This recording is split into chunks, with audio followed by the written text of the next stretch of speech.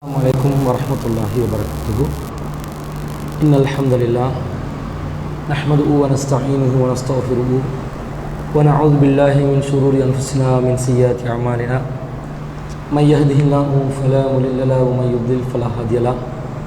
Wa ashhadu an la ilaha illallah wahdahu la sharika lahu wa ashhadu anna Muhammadan abduhu wa rasuluhu amma ba'd.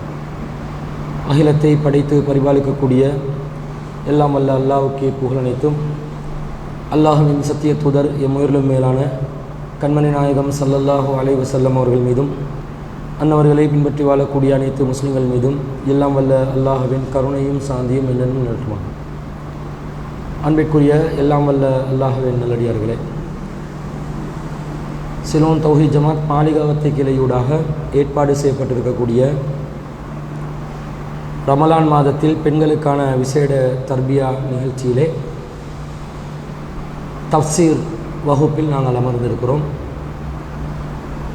நாங்கள் இதுவரையும் தஃப்சீர் என்றால் என்னவென்பதை ஆரம்ப கட்டமாக அல் குர்ஆன் விளங்குவதற்கு எளிதானது என்ற தலைப்பிலும், அல் குர்ஆன் மனிதர்களுக்கு நேர்வழி காட்டுமே தவிர வழி கெடுக்காது என்ற தலைப்பிலும், பின்னர் ஒரு தஃப்சீர் எதற்காக வேண்டி நமக்கு அவசியப்படுது என்ற விளக்கங்களோடு சூரத்துல் லஹபுடைய விளக்கத்தையும், சூரத்துல் ஃபலக்குடைய விளக்கத்தையும், சூரத்துல் நாஸுடைய விளக்கத்தையும் நாம் இதுவரை பார்த்திருக்கிறோம்.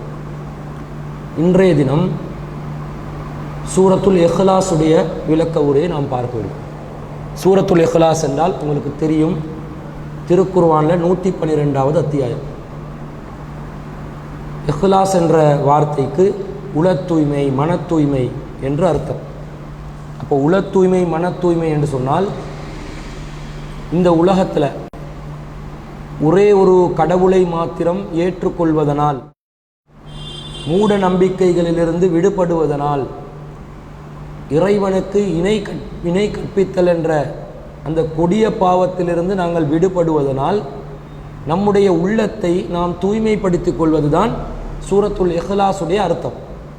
என்ற இஹ்லாஸ் என்று தலைப்பிக்குது, ஆனால் கண்டென்ட்டை பார்த்தா அல்லாஹ்வை பற்றி இருக்குது. சூரத்துல் இஹ்லாஸ் நமக்கு தெரியும், அவுது பில்லாஹி மினஷ் ஷைத்தானிர் ரஜீம், பிஸ்மில்லாஹிர் ரஹ்மானிர் ரஹீம், குல்லு அல்லாஹு அஹத் அல்லாஹுஸ் ஸமத் லம் யலித் வலம் யுலத் வலம் யகுல் லஹு குஃபுவன் அஹத். இந்த 5 வசனங்களையும் நபியே நீங்கள் சொல்லுங்கள், அல்லாஹ் என்றால் அவன் ஒருவனே, அவன் தேவைகள் அற்றவன், அவன் யாரையும் பெறவும் இல்லை, யாருக்கும் பிறக்கப்படவும் இல்லை, அவனுக்கு நிகராக யாரும் இல்லை என்று அல்லாஹ்வை பற்றி தான் சொல்லுது. இப்போ அல்லாஹ்வை பற்றி சொல்லக்கூடிய இந்த அத்தியாயத்துக்கு ஏன் இஹ்லாஸ் என்று பேர் என்று கேட்டால், அதுக்கு காரணம் அதில் உள்ள உள தூய்மை, அல்லாஹ்வுடைய ஏகத்துவத்தை சொல்லி அந்த ஏகத்துவத்தை நாங்கள் பின்பற்றுவதனால் எங்களோட மனசில் அல்லாஹ்வை பற்றிய தூய்மையான ஒரு எண்ணம், இஸ்லாத்தை பற்றிய தூய்மையான ஒரு எண்ணம், மற்றும் உலகத்தில் இருக்கிற எல்லா மார்க்கங்கள் சித்தாந்தங்களையும் இருக்கக்கூடிய கொள்கை கோட்பாடுகளை விட மிகவும் பரிசுத்தமான ஒரு கொள்கை என்ற அடிப்படையில் இந்த இஹ்லாஸ் என்ற பெயரை நாங்கள் பார்க்குறோம். மொத்தம் 4 வசனங்கள் இருக்குது. அந்த 4 வசனங்களும் சின்ன சின்ன வசனங்களாக இருந்தாலும் மிகவும் ஆழமான ஒரு கருத்தை இந்த குர்ஆன் அத்தியாயம் சொல்லுது. அதனால் இந்த குர்ஆன் அத்தியாயத்துடைய விளக்கத்தையும் நாங்கள் பார்க்க வேண்டும். இந்த குர்ஆன் அத்தியாயம் சூரா எங்கே அருளப்பட்டது, மக்காவிலா மதீனாவிலா என்ற ஒரு கருத்து வேறுபாடு சமூகத்தில் இருக்குது. பெரும்பாலும் திருக்குர்ஆனை பின்பற்றக்கூடிய இடங்களில் இது மக்கி சூரா என்று பின்பற்றுவாங்க. நாங்கள் அதையும் விளங்கி வச்சுருக்கணும். மக்காலையா மதீனாவிலையான்றது அருளப்பட்டதுக்கு ஆதாரம் இருக்கணும். எங்கே அருளப்பட்டதுன்றதுக்கு ஆதாரம் இருக்கணும். இப்போ ஒரு குர்ஆன் வசனம் கண்டிப்பாக ஒன்று மக்கால் அருளப்பட்டிக்கணும் அல்லது மதீனாவில் அருளப்பட்டிக்கணும். நஜ்ஜாசா அபிசீனியால் அருளப்பட்டிருக்குமா? இல்லை. ஏன்டா ரசூலை அபிசீனியாவில் வாழலை. அப்போ மக்கால் இல்லாட்டி மதீனாவில் தான் அருளப்படும். ஆனால் மக்காவில் ஒரு குர்ஆன் வசனம் மக்காவில் அருளப்பட்டதா மதீனாவில் அருளப்பட்டதா என்பதை அந்த குர்ஆன் அத்தியாயம் இறக்கி அருளப்பட்ட சமூகம் தான் சொல்லணும், சஹாபாக்கள் தான் சொல்லணும். அவங்க தான் அந்த குர்ஆன் வசனத்தை பெற்றுக்கொண்டவர்கள். அப்போ எங்கே அருளப்பட்டது என்று அவங்க விளக்கம் சொன்னால் தான் எங்களுக்கு தெரியும். அவங்க சொல்லலைண்டா எங்களுக்கு பிரச்சனையும் இல்லை. ஏன் ஒரு வசனம் எங்கே அருளப்பட்டது என்றது கட்டாயம் எங்களுக்கு தேவை என்றது இல்லை. அதை தெரிஞ்சால்தான் குர்ஆன் வசனங்கள் எங்களுக்கு பின்பற்ற இயலுமா? தெரியாட்டி பின்பற்ற இயலாவா? சில வசனங்கள் ஆதாரத்தோட இந்த இடத்துல தான் அருளப்பட்டு சென்று வந்தால் மேலதிக விளக்கம் கிடைக்கும், அவ்வளோதான். இல்லைண்டா அந்த வசனத்தில் உள்ள கருத்தை பின்பற்றி போகிறோம். எங்கே அருளப்பட்டது என்று தெரியவில்லை, எனவே வசனத்தை பின்பற்ற மாட்டேன் என்று யாரும் சொல்ல மாட்டோமே, எங்களுக்கு அது மேட்ரு இல்லையே. எங்கேயாவது ஒரு இடத்துல மக்கள் இல்லாட்டி மதீனால அருளப்பட்டு இருக்கும் என்று விளங்கி கொண்டு போக வேண்டியதானே. ஆனால் நம்ம ஆக்கள் என்ன பண்ணிட்டாங்கன்னா, குர்ஆனில் ஒரு அத்தியாயத்தை பிரிண்ட் பண்ணுற நேரத்தில் எல்லாம், குர்ஆனை பிரிண்ட் பண்ணுற நேரம் எல்லாம் இது மக்கி சூரா மதனி சூரா என்று கன்ஃபார்ம் பண்ணியே பிரிண்ட் பண்ணுறாங்க.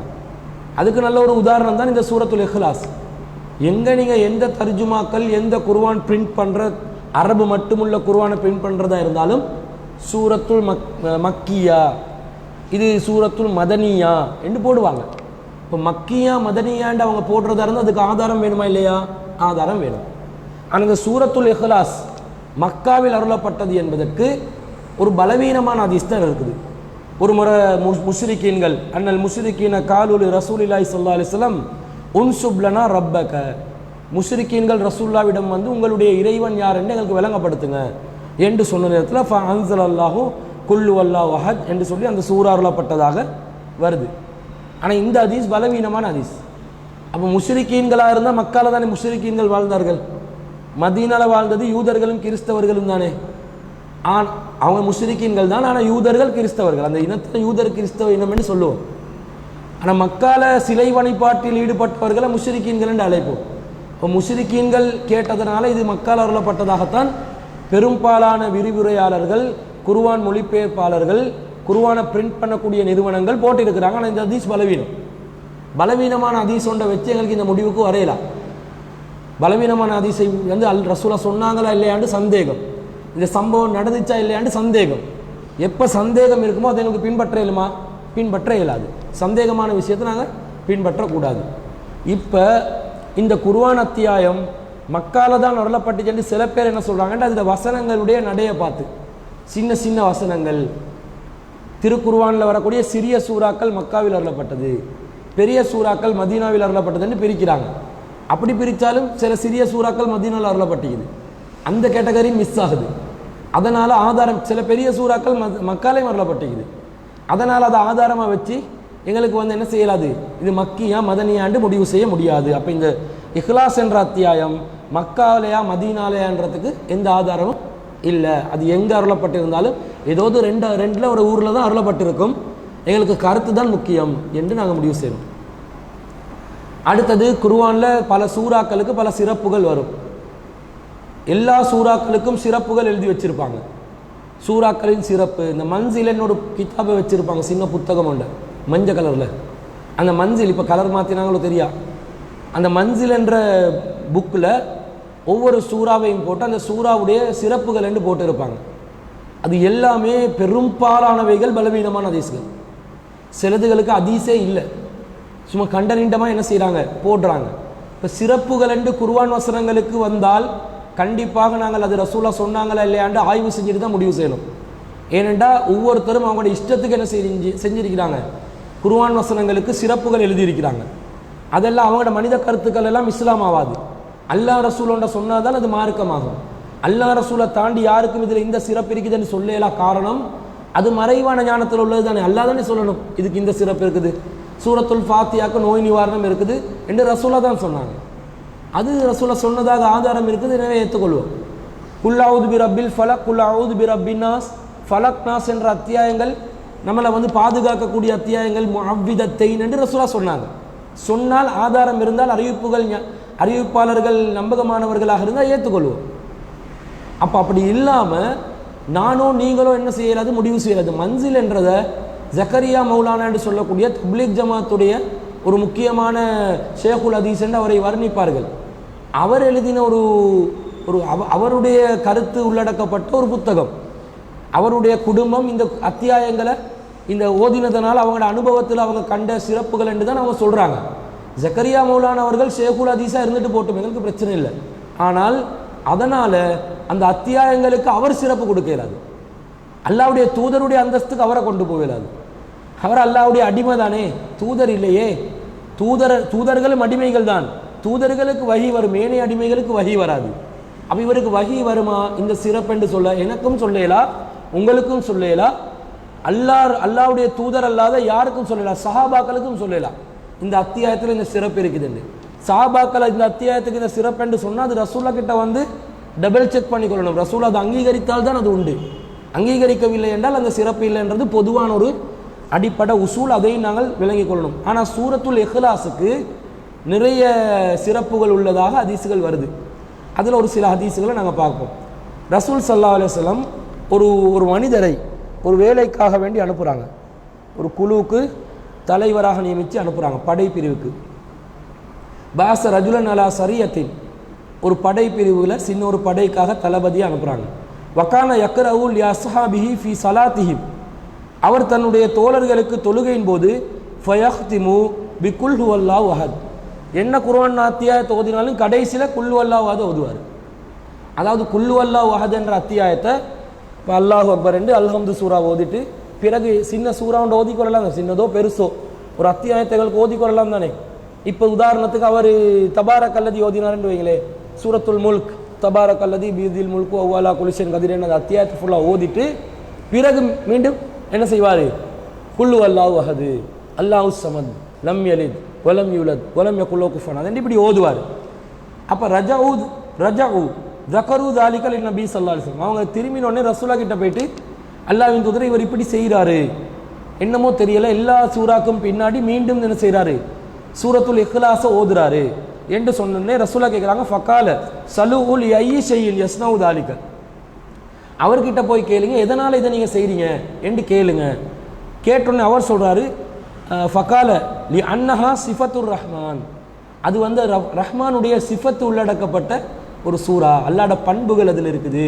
அல்லாஹ் ஒருவன், அல்லாஹ் தேவைகளற்றவன், பிறக்க இல்லை, அவன் யாரையும் பெற்றெடுக்கப்படவும் இல்லை, யாராலும் பெற்றெடுக்கப்படவும் இல்லை, அவனை போல யாரும் இல்லை என்ற அல்லாஹ்வுடைய ரஹ்மானுடைய பண்புகள் அதில் சொல்லப்படுது. வான உஹிப்பு அன் அக்ராபியா, எனவே நான் அதை ஓதுவதை விரும்புகிறேன் என்று ரசூல் ஸல்லல்லாஹு அலைஹி வஸல்லம் சொல்கிறாங்க.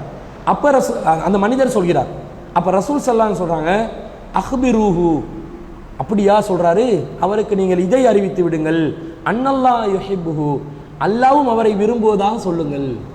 எப்படி சிறப்பு! யார் சூரத்துல் இஹ்லாஸ குல்லு அல்லாஹ் அஹத் என்ற சூறாவை விரும்புகிறாங்களோ அத்தகையவர்களை அல்லாஹ்வும் விரும்புகிறான் என்றது இந்த செய்தியிலிருந்து எங்களுக்கு விளங்குது. இது புகாரில் 7375வது செய்தி. இது ஒரு சிறப்பு. அதே போன்று இன்னொரு மனிதர் அபூ ஹுரைரா ரலியல்லாஹு அன்ஹு அவர்கள் ஒரு பயண வெளியில் வாரார். வரும்போது அவர் ஒரு மனிதரை சந்திக்கிறார். யகூல் அக்பல் துமா ரசூலில்லாஹி ஸல்லல்லாஹு அலைஹி வஸல்லம் ஃபஸமியா ரஜுலன், நான் ரசூலா பார்க்கறதுக்காக வெளியே வந்தேன். ஒரு மனிதர் குர்ஆன் ஓதிக்கொண்டிருந்தார். ஃபஸமியா ரஜுலன் யக்ரஉ குல்லு அல்லாஹு அஹத் அல்லாஹு அஹத் குல்லு அல்லாஹு அஹத் என்ற அத்தியாயத்தை அல்லாஹு ஸமத் லம் யலித் வலம் யூலத் வலம் யகுல் லஹு குஃபுவன் அஹத் என்றதை ஓதிக்கொண்டிருந்தார். ஃபக்கால ரசூலுல்லாஹி ஸல்லல்லாஹு அலைஹி வஸல்லம், இவர் இதை அடிக்கடி ஓதிக்கொண்டிருக்கிறத பார்த்து இவர் ரசூலா கிட்ட போயிட்டு கேட்கிறார், அல்லாஹ்வின் தூதரை இவர் ஓதிக்கொண்டு இருக்கிறாரு, எப்போ பார்த்தாலும் இந்த குல் சூறாவை தான் ஓதிக்கொண்டிருக்கிறாரு, என்ன விஷயம் என்று கேட்டதுக்கு ரசூலா சொல்கிறாங்க, வஜபத், அவர் அடைந்து கொண்டார், அவருக்கு உறுதியாகிவிட்டது என்று சொல்கிறாங்க.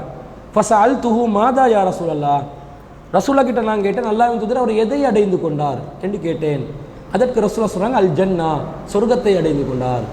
இப்போ யார் ரிப்பீட்டடாக சூரத்துல் இஹ்லாஸ் ஓதிக்கொண்டே இருப்பார்களோ அவர்களுக்கு சொர்க்கம் உறுதியாகிவிடும். எப்படி சிறப்பு! நீங்கள் பெரிய பக்கராத்தியாயங்கள் ஓதணும், நன்மை கிடைக்கும். இது ஷார்ட்கட் உண்டு. இதோ அடிக்கடி சும்மா முசுப்பில் வைக்கும் போது பாட்டு படித்து கொண்டிருக்காம சும்மா ஃப்ரீ டைமில் என்ன நடக்கும்? எங்களுக்கு பாட்டு தானே வாய்க்கு வரும். காதில் கேட்குற பாட்டெல்லாம் என்ன செய்யும்? வாய்க்கு வரும். இந்த மாதிரி பாடல்களை நாங்கள் பாடிக்கொண்டிருக்காமல் என்ன செய்யலாம்? எங்களுக்கு இந்த மாதிரி சின்ன அத்தியாயம் மனப்பாடம் இருக்குது எங்களுக்கு, அதை ஓதிக்கொண்டிருந்தால் ரிப்பீட்டடாக எங்களுக்கு சொர்க்கம் உறுதியாகும் என்றது விளங்குது. இது நசாயில 984வது செய்தி. அதே மாதிரி இன்னொரு நேரத்தில் ஒரு மனிதர் இன்னி உஹிப்புஹு ஆதி சூரா, ரசூலா கிட்ட வந்து சொல்கிறாரு, அல்லாஹ்வின் தூதரே எனக்கு இந்த சூரா ரொம்ப விருப்பம், குல்லு அல்லாஹ் அஹத், குல்லு அல்லாஹ் அஹத் என்ற சூரத்துல் இஹ்லாஸை எனக்கு ரொம்ப விருப்பம் என்று சொன்ன உடனே ரசூலா சொல்கிறாங்க, ஹுப்புக்க ஈயாஹா அது ஹலக்கல் ஜன்னா, அப்படியா உங்களோட இந்த விருப்பத்தின் காரணமாக நீங்கள் சொர்க்கத்துக்கு நுழைந்து கொள்வீர்கள் அப்படின்றாங்க. சூரத்துல் இஹ்லாஸ் உங்களுக்கு விருப்பம் என்றால் நீங்கள் சொர்க்கத்துக்கு போகலாம், இதனூடாகவே சொர்க்கத்துக்கு நுழையலாம் என்ற செய்தியை முஸ்னத் அஹ்மதில் 11,982வது செய்தியாக நாங்கள் பார்க்கிறோம். அதே போன்று இந்த சூறாவுக்கு இன்னொரு சிறப்பு இருக்குது. ஒரு முறை ரசூல் ஸல்லல்லாஹு அலைஹி வஸல்லம் சொல்கிறாங்க, அக்ராவு அலைக்கும் சுலுசல் குர்ஆன், உங்களுக்கு குர்ஆனில் நான் 3ல் ஒரு பகுதியை ஓதி காட்டட்டுமா என்று கேட்குறாங்க. 1/3 குர்ஆனில் ஓதி காட்டட்டுமா என்று கேட்குறாங்க. ஓதி காட்டட்டுமா என்று கேட்டு ஃபக்கரா குல் ஹுவல்லாஹு அஹத் அல்லாஹு ஸமத் அத்தா ஹதமஹா அப்படி சொல்லிட்டு ரசூலா கடைசி வரைக்கும் குல் சூறாவை கடைசி வசனம் வர காட்டில் ஓதினாங்கன்னு வருது. குல் ஹுவல்லாஹு அஹத் என்ற சூறாவை கடைசி வசனம் வர காட்டில் ஓதினாங்கன்னு. அப்போ இந்த 4 வசனங்கள் குர்ஆனில் 1/3 3ல் ஒரு பங்கு. இப்போ நீங்கள் குர்ஆனில் 3ல் ஒரு பங்கு ஓதணுமெண்டா என்ன செய்யணும்? டெய்லி குல் சூறாவை ஓதலாம். நமக்கு அவ்வளோ ஒரு சிறப்பு. இது முஸ்லீமில் 1479வது செய்தி. ஒரு முறை ரசூல் ஸல்லல்லாஹு அலைஹி வஸல்லம் கேட்குறாங்க சஹாபாக்கள் கிட்ட, அயஅஜிஸு அஹதுக்கும் ஐ யக்ரா ஃபீ லைலத்தின் சுலுசல் குர்ஆன், உங்களை யாருக்காவது ஒரு இரவுல குர்ஆனில் 3ல் ஒரு பகுதி ஓத ஏழுமா, 3ல் ஒரு பங்கு ஓத ஏழுமான்னு கேட்குறாங்க. அதுக்கு சஹாபாக்கள் கேட்குறாங்க, வகைஃப யக்ரவு சுலுசல் குர்ஆன், குர்ஆனில் 3ல் ஒரு பங்கு எப்படி ஒரு இரவுல ஓதுறது அல்லாஹ்வின் தூதரேன்னு கேட்குறாங்க. இப்போ ரசூலுல்லாஹ் சொல்கிறாங்க, குல் வல்லாஹு அஹத் தாஜிலு சுலுசல் குர்ஆன், குல் வல்லாஹு அஹத் ஓதுங்க, அது குர்ஆனில் 3ல் ஒரு பகுதிக்கு சமமானது என்றாங்க. எவ்வளோ ஒரு சிறப்புன்னு பாருங்க. வெறுமனே 4 வசனங்கள். குர்ஆனில் எத்தனை வசனங்கள்? 6236. அது நினைவு நிற்கிதே இல்லையா? 6236 நினைவு வச்சுக்கோங்க. 6236 6236 வசனங்கள். அதில் 3ல் ஒன்றா கிட்டத்தட்ட 2118 வசனங்கள், 18 வசனங்கள். 2118 வசனங்கள் 4 வசனங்களுக்கு ஈக்குவல் என்றாங்க ரசூல் ஸல்லல்லாஹு அலைஹி வஸல்லம். இதெல்லாம் ஜாக்பாட்ன்றது இதுக்கு தான். 4க்கு 2000 500 மடங்கு. 500 மடங்கு குர்ஆன் ஓதுன நன்மை உங்களுக்கு என்ன செய்யுது? இந்த ஒரு அத்தியாயத்தை ஓதுவதனூடாக கிடைக்குது. அப்போ இந்த அத்தியாயத்தை நாங்கள் பழக்கமாக்கொள்ளணும், எங்களுக்கு விருப்பமானதாக மாற்றிக்கொள்ளணும். இந்த செய்தி முஸ்லீமில் 1477வது செய்தியாக வருது. அதே மாதிரி புகாரில் 5013வது செய்தியில் ரசூலுல்லாஹ் சொல்கிறாங்க, அபூ சயீத் அல் குத்ரி ரலியல்லாஹு அன்ஹு சொல்கிறாங்க, அன்ன ரஜுலன் சம்யா, ஒரு மனிதர் யக்ரஉ குல் வல்லாஹு அஹத் யுரத்திதுஹா, மீண்டும் மீண்டும் குல் வல்லாஹு அஹத் சூராவை ஓதிக்கொண்டிருந்தார். அதை அபூ சயீத் அல் குத்ரி ரலியல்லாஹு அன்ஹு கேட்குறாங்க. ஃபலம்மா அஸ்பா ஜா இலா ரசூலுல்லாஹி ஸல்லல்லாஹு அலைஹி வஸல்லம் ஃபஸக்கர தாலிக லஹு, சுபுவானதும் அவர் ரசூலுல்லாஹ் கிட்ட வந்து இதை பற்றி நினைவூட்டினார். வகானர் ரஜுலு யத்தகால்லுஹா, மனிதர் அந்த மனிதர் இதை திருப்பி திருப்பி ஓதிக்கொண்டிருக்கிறார், என்ன காரணம் என்று கேட்ட நேரத்தில் ரசூல் ஸல்லல்லாஹு அலைஹி சொல்கிறாங்க, வல்லதி நஃப்ஸி பியதிஹி இன்னா லதஅதிலு சுலுசல் குர்ஆன், என்ற உயிர் எவன் கைவசத்தில் இருக்கிறதோ அந்த அல்லாஹ் மீது சத்தியமாக. இது வல்லாஹி பண்ணுற ஒரு மெத்தட். நீங்கள் வல்லாஹி பண்ணுங்க, வல்லதி நஃப்ஸி பியதிஹி, இதையும் பழக்கத்துக்கு கொண்டு வரலாம். வல்லாஹி வல்லாஹி என்று சொல்லுவாங்க என்னடாக்கள், வல்லாஹி பில்லாஹி தல்லாஹி இது சொல்லலாம். இதே மாதிரி சத்தியம் பண்ணுற ஒரு மெத்தட் தான் வல்லதி நஃப்ஸி பியதிஹி. இது நல்லா இருக்குன்னு தானே சொல்லலாம். சொல்லி பாருங்கள், உங்களுக்கு நிறைய அரபு தெரியுமெல்லாம் நினைப்பாங்க. வல்லதி நஃப்ஸி பியதிஹி, எனது உயிர் எவன் கைவசத்தில் இருக்கிறதோ அந்த இறைவன் மீது சத்தியமாக. ரசூலுல்லாஹ் பெரும்பாலான சந்தர்ப்பங்களை இப்படி தான் சத்தியம் பண்ணுவாங்க. வல்லாஹி என்று சொன்னதை விட அதிகமாக வல்லதி நஃப்ஸி பியதிஹி, எனது உயிர் எவன் கைவசத்தில் இருக்கிறதோ அந்த அல்லாஹ் மீது சத்தியமாக. அதில் கொஞ்சம் இன்னும் இறையச்சம் இருக்குது, உயிரை சம்பந்தப்படுத்தப்படுது, அல்லாஹ்ட கண்ட்ரோலில் இருக்கிறதா வருது, அல்லாஹ் எங்களை அடிமைப்படுத்தி வச்சிருக்கிறான் என்ற உணர்வு வருது, எல்லாமே இதில் உள்ளடக்கப்படுது. அப்போ சொல்கிறாங்க, அந்த மாதிரி சத்தியம் பண்ணி இது வந்து குர்ஆன் 3ல் ஒரு பகுதிக்கு ஈக்குவலானதாக இருக்குது என்று சொல்கிறாங்க. இதுவும் அதனுடைய ஒரு சிறப்பம்சமாக இருக்குது. இதே மாதிரி ஒரு நாள் ரசூலுல்லாஹ் வந்து மக்களுக்கு எல்லாருக்கும் சொல்கிறாங்க, உக்சுது ஃபஇன்னி சஅக்ரஉ அலைக்கும் சுலுசல் குர்ஆன், எல்லாரும் கெதராகுங்க, நான் குர்ஆனில் 3ல் ஒரு பகுதியை ஓத போகிறேன் என்று ரசூல் ஸல்லல்லாஹு அலைஹி வஸல்லம் என்ன சொல்கிறாங்க, ஃபக்கரா குல் ஹுவல்லாஹு அஹத் சும்ம தஹல, குல் ஹுவல்லாஹு அஹத் சூரா ஓதிட்டு அவருக்கு ரசூலுல்லாஹ் உள்ளுக்கு போகிறாங்க வீட்டுக்குள்ளே. ஃபகால பாலுனா லிபாலின் இன்னி உரா ஹாதா ஹபருன் ஜாவு மினஸ் சமாய், ரசூலுல்லாஹ் ஏதோ வஹி வருது போல அதான் போனாங்க வருவாங்க போல. குர்ஆனில் 3ல் ஒரு பகுதி ஓதுறேன்னு சொன்னாங்களா இல்லையா? ஒரு 4 வசனத்தை ஓதிட்டு போயிட்டாங்க, மற்றது ஓதுறதுக்காக வருவாங்கன்னு வெயிட் பண்ணிட்டுக்கிறாங்க. பிறகு ரசூல் ஸல்லல்லாஹு அலைஹி வஸல்லம் அவர்கள் சும்மா ஹரஜ நபியுல்லாஹி ஸல்லல்லாஹு அலைஹி வஸல்லம் பிறகு வாராங்க. இன்னி குல்து லக்கும் சஅக்ரஉ அலைக்கும் சுலுசல் குர்ஆன், நான் குர்ஆனில் 3ல் ஒரு பகுதி ஓதுறது அவங்களுக்கு சொன்னேன் தானே அப்படின்றாங்க. அப்போ சஹாபாக்கள் ஆமான்றாங்க. அலா இன்னஹா தஅதிலு சுலுசல் குர்ஆன், இப்போ நான் ஓதி காட்டினே சூரத்துல் இக்லாஸ் இதான் 3ல் உண்டு அப்படின்றாங்க. அப்போ இது வந்து டீச்சிங் மெத்தட், இது ஒரு டெக்னிக். சில விஷயங்களை வந்து விளங்க வைக்கிறதுக்காக. ஒரு நிமிஷம் நீங்க ரஹீம் ரஹீம் கொஞ்சம் வாங்களே, கஞ்சி நான கோல் அடிக்கிறார் என்னன்னு கேளுங்க. அப்போ சொல்லப்படுது என்னது, இது இது ஒரு டீச்சிங் மெத்தட். கேள்வியை கேட்டு சிந்தனையை தூண்டி கொஞ்சம் அவங்கள யோசிக்க வச்சு டைம் கொடுத்து அந்த இடத்துல இருந்து டீச்சர் அப்சன்ட் ஆகணும். சைக்காலஜிக்கலி அவங்களோட மூளையை கசக்கி வெளியிடறதுக்கு இடம் கொடுக்கணும். கொஞ்சம் அப்சன்ட் ஆகிட்டு திரும்ப ப்ரெசென்ட் ஆகணும். டீச்சருக்கு சோம்பரமாக இருந்தால் கேள்வியை கேட்டு கேண்டீனுக்கு போயிட்டு வந்து என்ன செய்யலாம், இப்படி செய்யலாம். இந்த மாதிரி டீச்சிங் மெத்தடுகளிலும் என்ன செய்யலாம், மார்க்கத்தை சொல்லி கொடுக்கலாம். அது வந்து நிறைய ஆழமாக என்ன செய்யும், பதியும். அந்த மாதிரி ஒரு டீச்சிங் மெத்தட்டை இன்ஷால்லா இன்றைக்கி நாங்கள் இஃப்தார் நிகழ்ச்சி வைக்க போகிறோம். இன்ஷால்லா கலந்துக்கோங்க. அப்போ இதை நாங்கள் பார்க்குறோம். இது முஸ்லீமில் 1479வது செய்தியாக பார்க்குறோம். இப்போ இந்த குர்ஆன் அத்தியாயத்தில் இந்த சிறப்புகளுக்கு இது இன்னும் பல சிறப்பு. இது குர்ஆனோட ஈக்குவாலிட்டி, எவ்வளோ குர்ஆனுக்கு நிகரானதுன்றது வருது. அதே மாதிரி இந்த அத்தியாயங்களை வச்சு பாதுகாப்பு தேடவும் மேலும். ரசூல் ஸல்லல்லாஹு அலைஹி வஸல்லம் அந்த முஅவ்விதத்தைன் என்று சொன்னால் ஃபலக் நாஸ் சொல்கிறாங்க. முஅவ்விதாத் என்று சொல்லக்கூடியது ஃபலக் நாஸ். அதில் தான் அவுது வருது. அதோட சேர்த்து குல் வல்லாஹு அஹத் என்றது சேர்த்துக்கொள்ளணும். அதுக்கு ஆதாரங்கள் இருக்குது. நபி ஸல்லல்லாஹு அலைஹி வஸல்லம் அவங்க புகாரியில் 4439வது செய்தி, கான இதஸ்தகா நஃபஸா அலா நஃப்ஸி பில் முஅவ்விதாத். ரசூல்லா வந்து தனக்கு நோய்வாய்ப்பட்டால் தன்னுடைய கைகளில் என்ன செய்வாங்க, ஊதுவாங்க. எதை, முஅவ்விதாத்.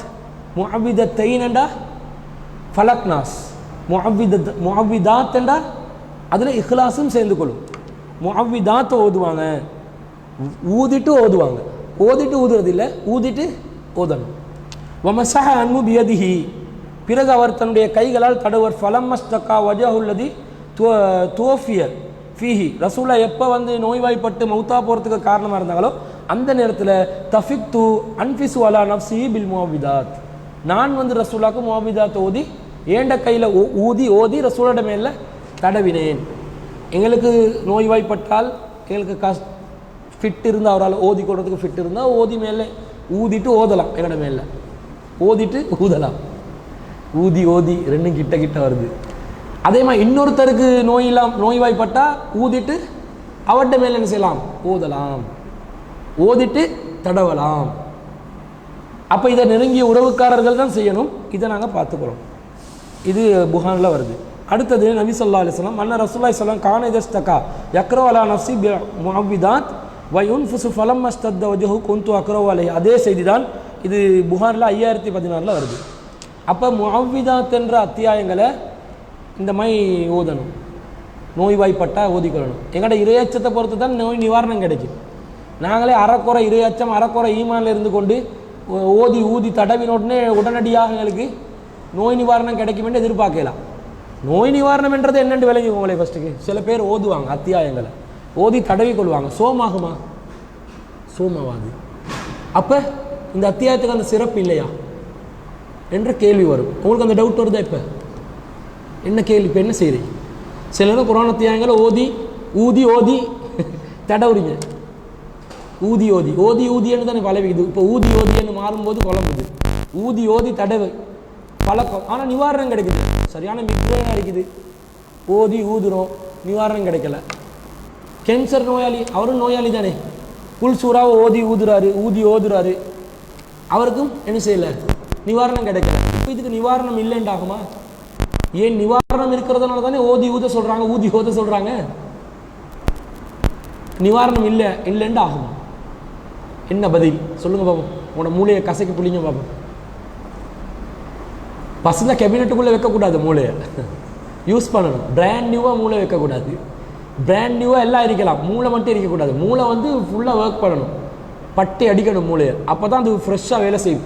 மூளை வந்து இப்படி ரவுண்டாக தான் நிற்கும். போல் மாதிரி வட்டமாக நரம்பு தான் எல்லாமே. அந்த மூளையில் இருக்கிற நரம்பு எடுத்து இந்த பூமியை 10,000 தடவை சுத்தேலுமா ஒருத்தண்ட மூளை நரம்பு எடுத்து. இப்படி பெரிய எவ்வளோ ஜிப் பண்ணி எவ்வளோ சின்னதாக வச்சு அதுதான் எல்லாம் அந்த சென்சர் எல்லாமே இங்கே தானே இருக்குது. எல்லாம் ஒர்க் பண்ணுது. அது கம்ப்யூட்டராக மிஞ்சின ஒரு கம்ப்யூட்டர். சரியான ஸ்பீட், கம்ப்யூட்டரை விட ஸ்பீட் மூளை. கம்ப்யூட்டரை தோக்கடிச்சவங்க இருக்கிறாங்க தான் செஸ்ஸில். காரணம் என்ன? கம்ப்யூட்டரை விட மூளை ஸ்பீட். ஒரு இயந்திரத்தை விட வேகம் என்றால் ஒரு அற்புதமான உண்டு, அதை கசக்கணும். அது வந்து இப்படி ரவுண்ட் ரவுண்ட் ஆகிக்குது தான், அந்த ரவுண்ட் ரவுண்ட் இப்படி சர்க்கிள் சுத்தணுமா, சுத்தினா தான் அது வேலை செய்தன்னு அர்த்தமா.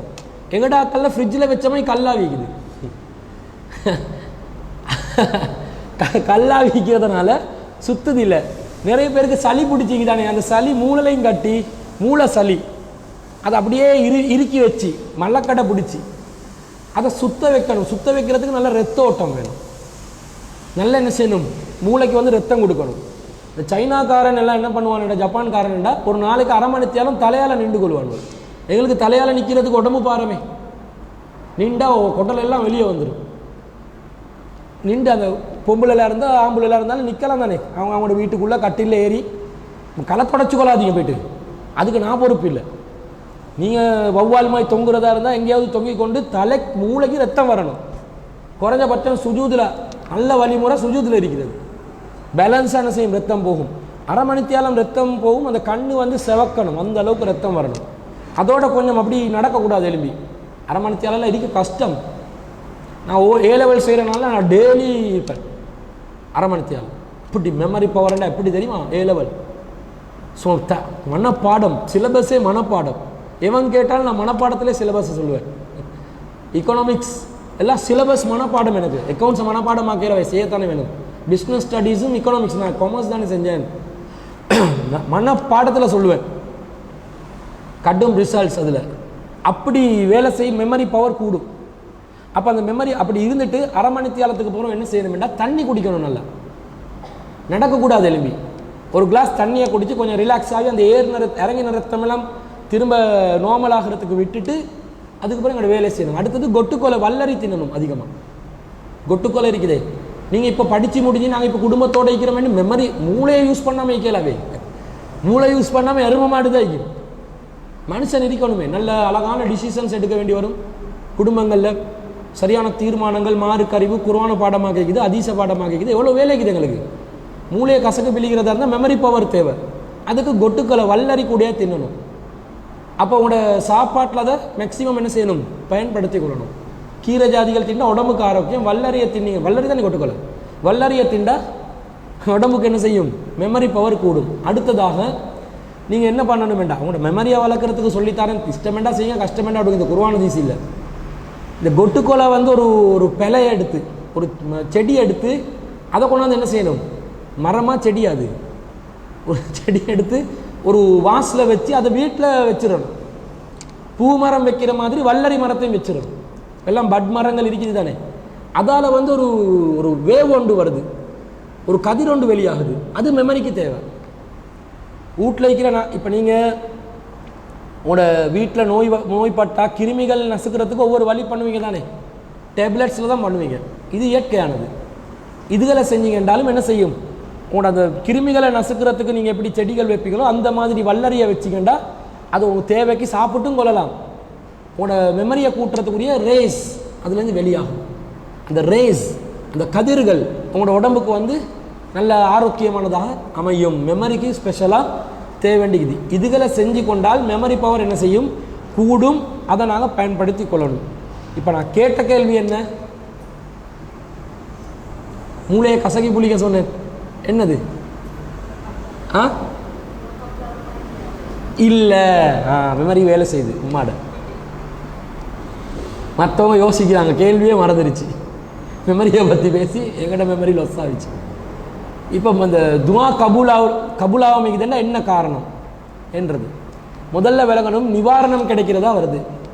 நிவாரணம் என்பது 100% நிவாரணம் என்று யாரும் நினைக்கக்கூடாது. உடனடியாக கியோர் ஆகிறதா இருந்தால், ஒரு நோய் சோமாகுது, நீங்கள் டேப்லெட்டே குடிக்கிறீங்க, 100க்கு 100 சோமாமா?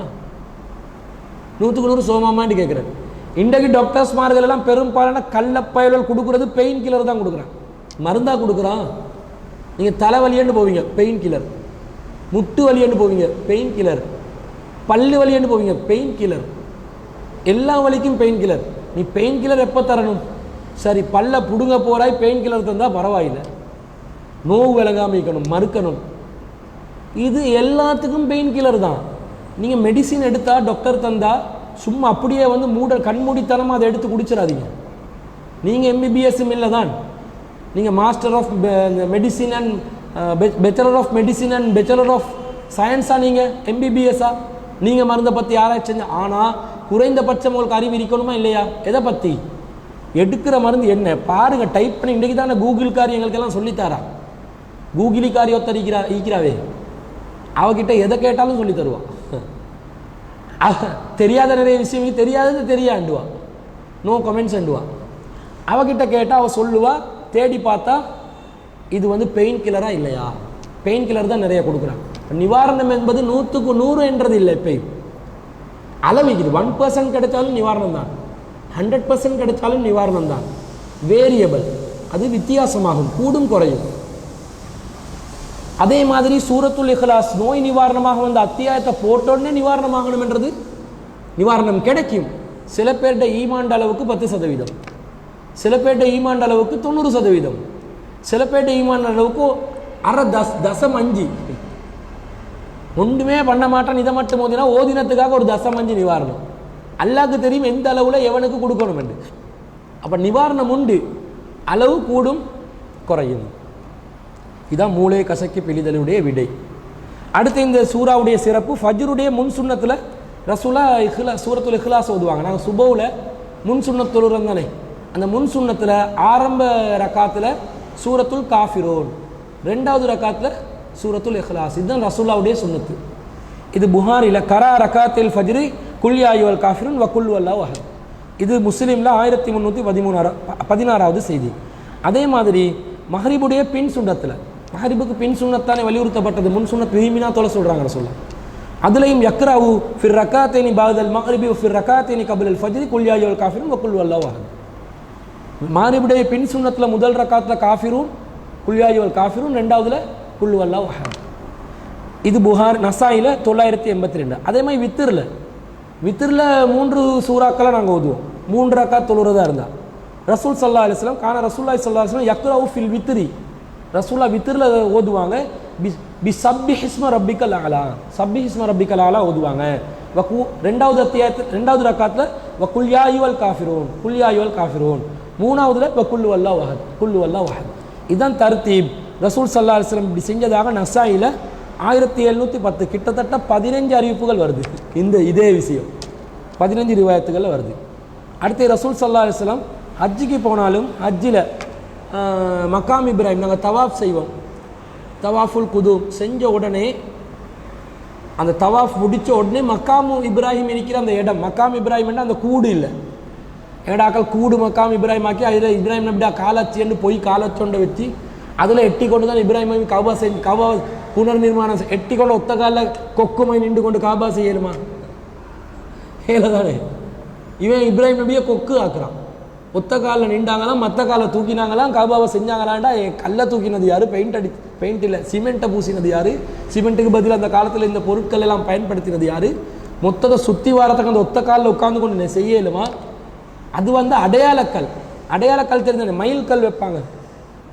சில ஆக்கள் மயில் கல்லே சாமி என்று கும்பிடுறவங்களும் இருக்கிறாங்க. அடையாளம். இப்போ கொழும்பு எங்கெங்க இந்த ஆரம்பிக்குது சொல்லுங்க பாபு, ஜென்ரல் நாலேஜ். கொழும்புட இல்லையே சொல்லுங்க, சிட்டிட இல்லையா? கொழும்புட சிட்டிட இல்லையே சொல்லுங்க. அப்படியா? அப்படி ஒன்று இருக்குதா? கொழும்புக்கு சிட்டிக்கு எல்லை இருக்குதா? அந்த சைட்டால தெய்வலை ஒரு சின்ன பாலம் ஒண்டிக்குது. அங்கே பாருங்க கொலம்போ என்று ஒரு போர்டு அடிச்சுவோம், பழைய காலத்தில் கல் ஒண்டிக்கு. இந்த பக்கத்தில் கொலொன்னாவை இருக்குது, வெள்ளம்பட்டி கொலொன்னாவைக்கு போகும்போது கொலொன்னா ஒரு ஏரியாவை தாண்டும்போது கொலம்ப என்ற போர்டிக்கு பச்சை கலரில் இப்போ அடிக்கிற போர்டில் பழைய காலத்துக்கு கல்வெட்டு ஒண்டிக்கு. அந்த சைட்டில் பெஹலிய கொடையை தாண்டி போகும்போது கொலம்பண்டிக்கு. இதுதான் சிட்டி கொழும்புட இல்லை. அப்புறம் ஒரு லிமிட் ஒன்று இருக்குது. அந்த லிமிட் கல் ஏரியாவை குறிப்பிட்ட அந்த கல் தான் அந்த கல்லையே ஒருத்தர் கொழும்பு என்று நினைச்சா. கல் இல்லை கொழும்பு. கொழும்பு என்பது அந்த ஏரியாவுக்குள்ளே உள்ளது. கல்லையே ஒருத்தன் கொழும்பாக்கினா இன்றைக்கு கொழும்பு எங்கே கேட்டால் இந்த கல்லை காட்டுறான். அந்த மாதிரி மக்காம் இப்ராஹிம் என்றது இப்ராஹிம் நபி தங்கின இடம். மக்காம் கேம்ப், மக்காம் என்றால் கேம்ப் படித்த இடம். கட்டுறதுக்கு கேம்ப் படிக்கணுமா இல்லையா? தங்கணுமா இல்லையா? மக்களே நடமாடாத ஊரில் தான் அவர் போய்ட்டு இதை புனர் நிர்மாணம் செய்கிறார். அவர் தங்கி தண்ட மகனோட இருந்து தான் அந்த அத்திவாரங்கள் எல்லாத்தையும் எழுப்புறார். அந்த இடம் தான் மக்காம் இப்ராஹிம். இப்போ மக்காம் என்றால் தங்கின இடம். அல்லாஹ் சொன்னால் ஃபத்தஹத மின் மக்காமி இப்ராஹிம் முசல்லா. மக்காம் இப்ராஹிம்ல நீங்கள் ஒரு முசல்லாவை ஏற்படுத்திக் கொள்ளுங்கள். மிம் மக்காம் இப்ராஹிம் என்றான்லாம். மக்காம் இப்ராஹிமில் இருந்து தொழுமிடத்தை ஏற்படுத்திக் கொள்ளுங்கள் அல்லாஹ் சொல்றான். மக்காம் இப்ராஹிம்ல நின்று கொண்டு தொலை போனோம் வேண்டா, அந்த ஒத்தக்கல்ல நின்று கொண்டு தொலையலுமா? ஒருத்தருக்கு தொலையலுமா? ஏலா. அப்போ மிம் மக்காம் இப்ராஹிம் வேண்டா மக்காம் இப்ராஹிம் ஏரியாவில் இருந்து தொழுங்கள் என்று அர்த்தம். அந்த ஏரியாவை அடையாளப்படுத்த இப்போ காபத்துல்லா பாக்ஸ் ஷேப் தானே. மக்காம் இப்ராஹிம் இங்கே இந்த பக்கமா இந்த பக்கமா இந்த பக்கமா இந்த பக்கமா என்றதை அடையாளப்படுத்துறதுக்கு ஒரு கல் வச்சிருந்தாங்க அந்த காலத்தில். இவன் அதே மக்காம் இப்ராஹிம் ஆக்கி விட்டான். அதை தடவி தடவி தடவி நம்ம ஆக்கள் தடவல் மன்னர்கள். காபா புடவை போயிட்டு தடவுறது, இதை தடவுறது, கபுரை தடவுறது, தடவி தடவியே வாழ்க்கையை கொண்டு போறாங்க. அது ஒரு இன்ட்ரெஸ்ட் போல தடவுவது. மார்க்கத்தில் பேரால் தடவுவான் பாருங்க, எல்லாம் தடவுறது. அந்த விளக்குகளை தடவுவாங்க, ஜூஸு எடுத்து தடவுவாங்க. இப்படி ரசூலோட பேரை வந்து பாங்கில் சொன்ன அஷ்ஹது அன்ன முஹம்மது ரசூலான எச்ச வந்து விரல்ல போட்டு இப்படி இப்படி தடவுவாங்க. தடவி தடவியே வாழ்க்கை போது கவனமாக இருந்துக்கோங்க. ஸ்பெஷலி லேடிஸ் ஆலிம் சாக்கரிடம் இருந்து கவனமாக இருந்து கொள்ள வேண்டும். இதை பார்க்குறோம். இப்போ இந்த மக்காமி வத்தஹிது மின் மக்காம் இப்ராஹிம் முசல்லான்னு சொன்னோடனே ஃபஜஅலல் மக்காம பைனஹு வ பைனல் பைத்தி, மக்காமை வந்து அந்த காபாக்கும் இதுக்கும் நடுவில் ரசூல் ஸல்லல்லாஹு அலைஹி வஸல்லம் அமைத்து கொண்டு ரசூல்லா வந்து ஓதுறாங்க, 2 ரக்காத் தொழுறாங்க. அப்போ உம்ரா போகிறவங்க மக்காம் இப்ராஹிமில் 2 ரக்காத் தொழணும். அந்த மக்காம் இப்ராஹிமில் தொழுகிற 2 ரக்காத்தில் ஆரம்ப ரக்காத்தில் சூரத்துல் காஃபிரூன், 2வது ரக்காத்தில் சூரத்துல் இஹ்லாஸ். இது சூரத்துல் இஹ்லாஸுடைய சிறப்பாக சஹீ முஸ்லிமில் 2334 செய்தியாக பார்க்குறோம். இது சூரத்துல் இஹ்லாஸுக்கு வந்திருக்கு. இவ்வளவு வந்திருக்குது. ரொம்ப முக்கியமான வைட்டல் சூறா இது. Very very important. இந்த சூறா குர்ஆனில் இந்த மாதிரி ஒரு முக்கியத்துவத்தை நீங்கள் பார்த்திக்க மாட்டீங்க. இதை பார்க்குறோம். அப்போ நீங்கள் இதோட பரிச்சயம் ஆகிக்கொள்ளணும். இப்போ கருத்துக்கு போகும். அல்லாஹ் என்ன சொல்கிறான்? அவுது பில்லாஹி மினஷ் ஷைத்தானிர் பிஸ்மில்லாஹிர் ரஹ்மானிர் ரஹீம் சொல்லியாச்சு. பிஸ்மிட விளக்கத்தையும் பார்த்தோம் நாங்கள். அப்போ அல்லாஹ் சொல்கிறான் குல் ஹுவல்லாஹு அஹத். நபியே குல் சொல்லுங்கள், ஹுவ அவன், அல்லாஹ் அல்லாஹ் அஹத் சொல்லுங்கள், அவன் அல்லாஹ் ஒருவனே. சொல்லுங்கள் அவன் அல்லாஹ் ஒருவனே, அல்லது சொல்லுங்கள் அல்லாஹ் அவன் ஒருவனே. இது என்ன? சொல்லுங்கள் அல்லாஹ் ஒருவனே. ஓகே ஆகிதா? மேட்சிங் ஆகிதா? குல் அல்லாஹ் அஹத், சொல்லுங்கள் அல்லாஹ் ஒருவனே. குல் ஹுவ அல்லாஹ் அஹத், சொல்லுங்கள் அவன் அல்லாஹ் ஒருவனே. சம்திங் டிஃபரெண்ட் ஒன்று இது தானே. அல்லாஹ் ஒருவனே என்று சொல்லுங்கள் என்பதற்கு பதிலாக அல்லாஹ் அவன் ஒருவனே, சொல்லுங்கள் அவன் அல்லாஹ் ஒருவனே என்றா வித்தியாசம் ஒன்று இருக்குது. இது அரபுல உள்ள ஒரு இலக்கியம், இலக்கணம். இலக்கியம் இல்லை, லிட்ரேச்சர் இல்லை, கிராமர், இலக்கணம். என்ன இலக்கணம்? அரபுல இந்த மாதிரி ஹுவ என்ற வார்த்தைகளை ஒரு விஷயத்துக்கு முன்னாடி போட்டால் அந்த சப்ஜெக்டே இதுதான் என்று அர்த்தம். குல் ஹுவ அல்லாஹ் வேண்டா, ஹுவக்கு பின்னாடி அல்லாஹ் தானே வருது. அல்லாஹ்க்கு முன்னாடி ஹுவ வந்துருச்சு. அப்ப எப்படி அர்த்தம் வேண்டா, அல்லாஹ் என்றாலே, அல்லாஹ் என்ற விஷயம் வந்தாலே, அல்லாஹ் என்ற பேச்சு வந்தாலே அஹத் ஒருத்தன் தான். அல்லாஹ் அவன் ஒருவனே என்றது இல்லை, அல்லாஹ் என்பவனே ஒருவன் தான். அல்லாஹ் என்ற பேச்சு வந்தாலே ஒருவன் தான். அல்லாஹ் என்ற கன்செப்ட் வந்தாலே ஒருவன் தான். கடவுளின் பேரில் பேசப்பட்டால் ஒருமை மட்டும்தான் பேசப்பட வேண்டும், இருமை பன்மை கிடையாது. எப்படி ஆழமான சொல்லுன்னு பாருங்க. ஒருத்தன் தான் என்றதுதான் அதோட அர்த்தம். அது வித்தியாசமானதாக அது சொல்லப்படுறதை நாங்கள் பார்க்குறோம். அல்லாஹ் என்றா அவன் ஒருத்தன் தான் என்றாங்க. கடவுள் என்றா ஒருத்தன் தான். ஏன் 2 பேர் இருந்தால் பிரச்சனையா? 3 பேர் இருந்தால் பிரச்சனையா? பல பேர் பலரையும் வச்சிருக்கிறார்களே, அது பிரச்சனையா என்று கேட்டால் ஆம், பிரச்சனை தான். அல்லாஹ் என்றா ஒருத்தன் தான் இருக்கணும். 2 பேர் இருந்தால் என்ன நடக்கும்? 2 அல்லாஹ் இருக்கிறதா நினைப்போமே ஒரு பேச்சுக்கு. அந்த அல்லாஹ் ஒரு நம்பர் 1 அல்லாஹ்க்கு அடியார்கள் இருப்பார்கள், நம்பர் 2 அல்லாஹ்க்கும் அடியார்கள் இருப்பார்கள். ஃபர்ஸ்ட்டுக்கு என்ன நடக்கும்? சண்டை வரும்.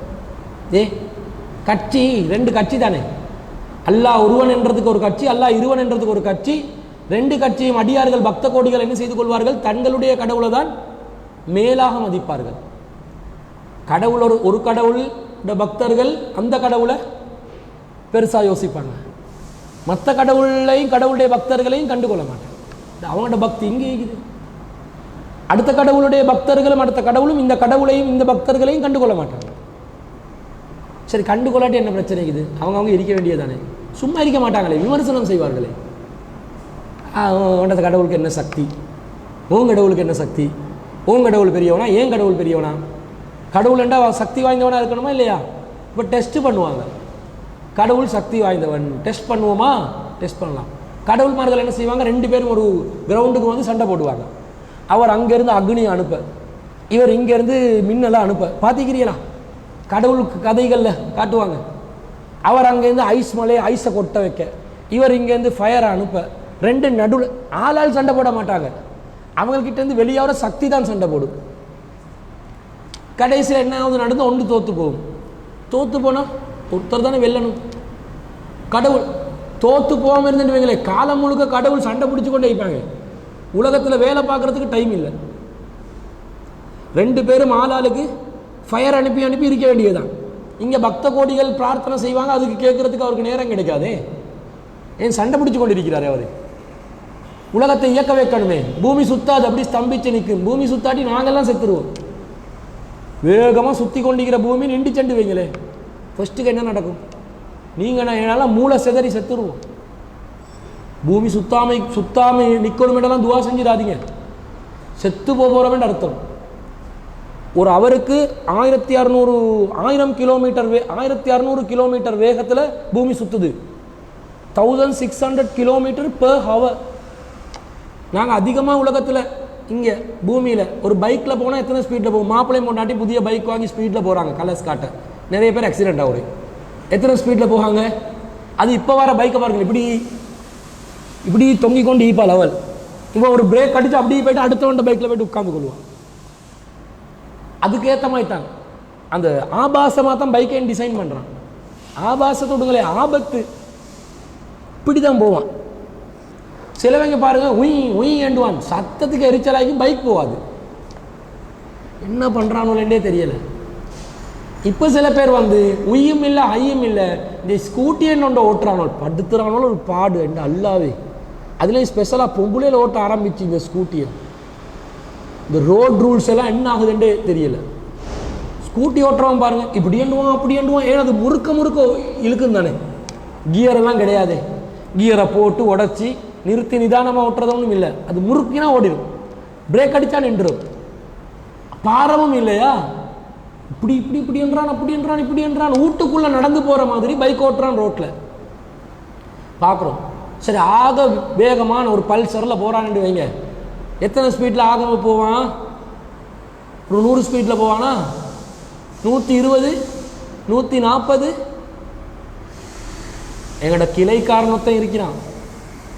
அவன் ஒரு பையனை என்னை கூட்டி போனான் பாருங்க, லேட் ஆகுது என்னை கூட்டி போங்கடான்றதுக்கு. ஒரு ஊருக்கு இன்னொரு ஊர்லேருந்து கூட்டி போகலாம் 15 நிமிஷத்தில்.